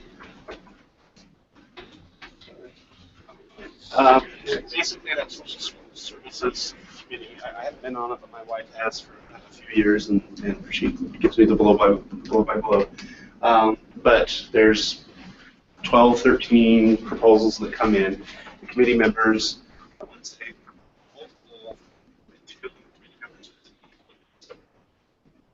they just go in, they ask how, show me what you're doing with money and whatnot. And then they get together and decide, like, okay, if we're going to take this 12.5% or this 15%, how would you recommend that it gets distributed? As you see, often everyone who proposes, there's a pretty high likelihood that you'll get some money, pretty low likelihood that you'll get all 100% of what you ask for. And that's, I guess, that's how it's been. There is a thought that by following that process, a lot of groups get money, but no group gets necessarily a lot of money. No one gets what they asked for. And so there's been a criticism that not as much benefit comes from doing it that way. I'm not convinced of that argument, but I'm not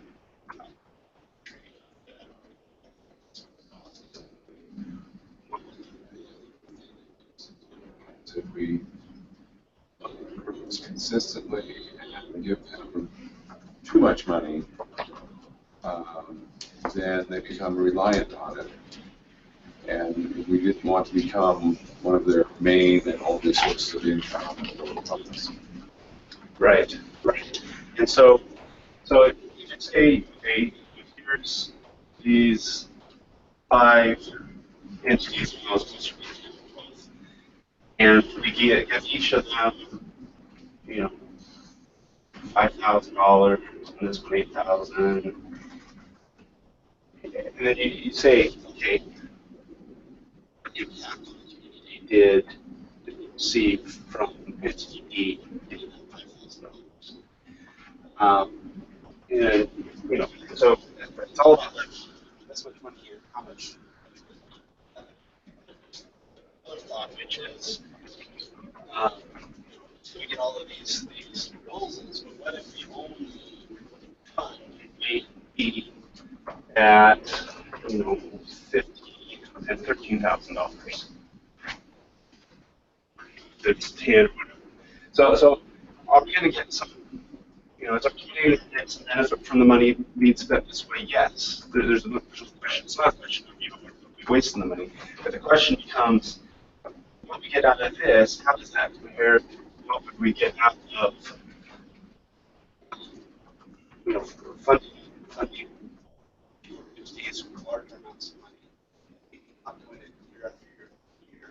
So this becomes more of a one-time seed money to maybe do a capital or to start a new program. Capital with this. Okay. Okay. But maybe start a new program, get something off the ground. Is that right? This is. But it could be capital for a social service. Capital in the form of to do what? I'm sorry. Well, so for example, I think we have what 60,000 or so for the Center for Women. That's not social services. That's about. Right. But I thought it would have done. But it could only be done. Okay. That rehabilitation could not have been done with social services funding.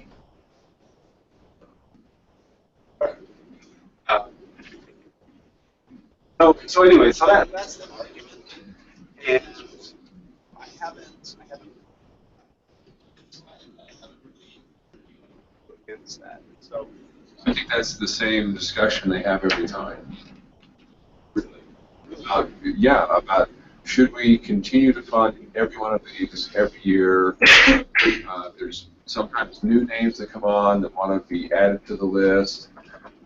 Do we want to add this new name, and will it be on the list forever? Does the list just keep growing so we have more and more and everyone gets less and less? Those are constant discussions of the group. And For example, too, if you reduce it to 5 people, you'd have to give them each 35,000 to get to your 15%. Almost 40,000. So it would be a huge, which is a lot of money in their total budget, which could lead to the dependency. Yes. Right. Well, I can't remember the group, but you gave $3.2 million to them over the past year's rural housing. So we weren't going to fund them this year or the next year, but they still asked for $500,000. And so I think, we have to be cognizant of that too, that if they do get a larger amount, it may not change anything that they ask, right? It could change how we allocate it, but One thing to point out, the social services applications, these agencies, obviously, the funding that they're receiving from us is only a portion of their operating expenses. So I'm just, if we wanted to go, if I could see it more of a, don't tell us for $5,000 you're going to help 6 additional kids with their homework over the semester. But come up with a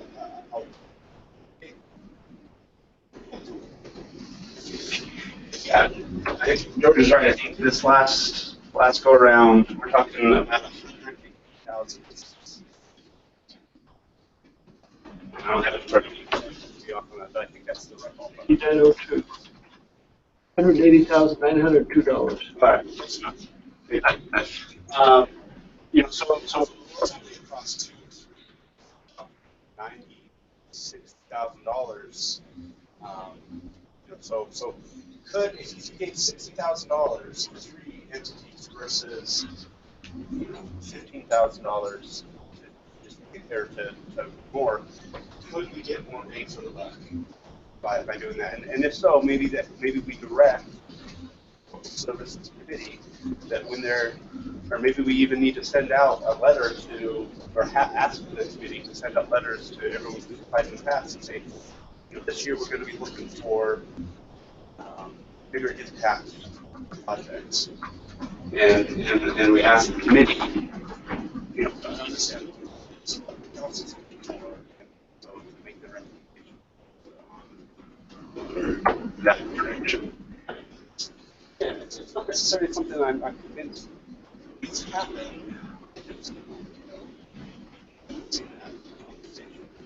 Conversation has been held, just like in the past, haven't we? I'm sure we have.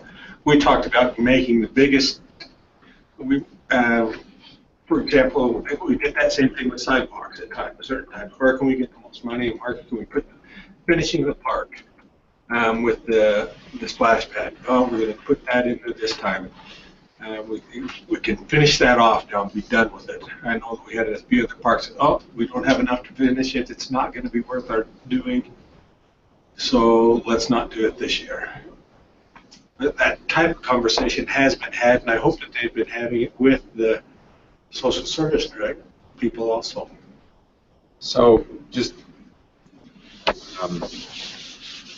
I served 7 years on there, so I have some memory. It's been a while. And it's difficult to say to a group, we're not going to fund you this year, or we're not going to fund you ever again. That's really a huge statement.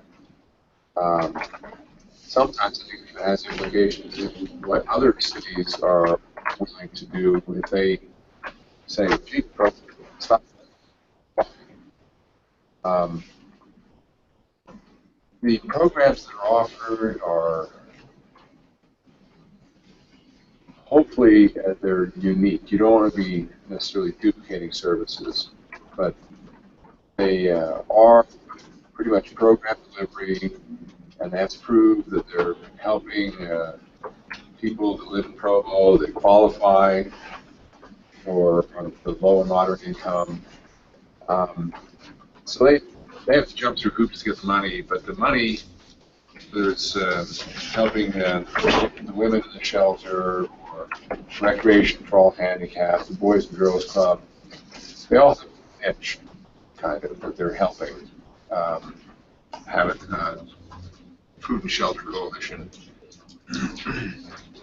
And I think the obligation for each one of them is to come in and prove not just that they helped X many individuals and met the criteria, but what contribution did they really make to the society, our community, to those people they help. There is a quantitative factor, like how many people are being helped, but then there's also the seriousness of what is it we're helping them with. It could be mental health issues, or putting them up when they have no place to go because their spouse is abusing them.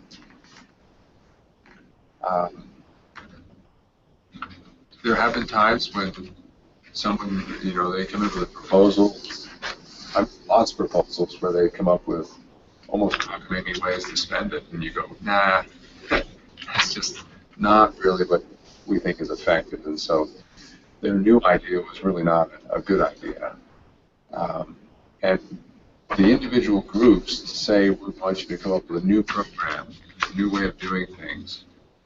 Well, they might be able to do that. I'm not sure, but they're pretty fixed and focused on certain things that have worked for them in the past, and they do tend to stay, I think, on a certain path. And I'm not sure. Have you seen innovation in the programs offered, or is it pretty consistent with what they're giving in the social services? Innovation in the program they offer? Yeah, new stuff.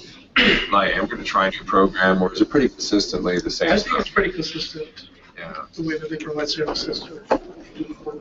Yeah. So it's a tough thing. Do you want to? I don't know. Have you put that to your wife and asked her that question? I have not. Do it. I recommend that. Return to report. Will do. Any discussion? Questions? June to the group. If Mr. Williams will do a second. Mr. Sneaker, Mr. Regular, speak.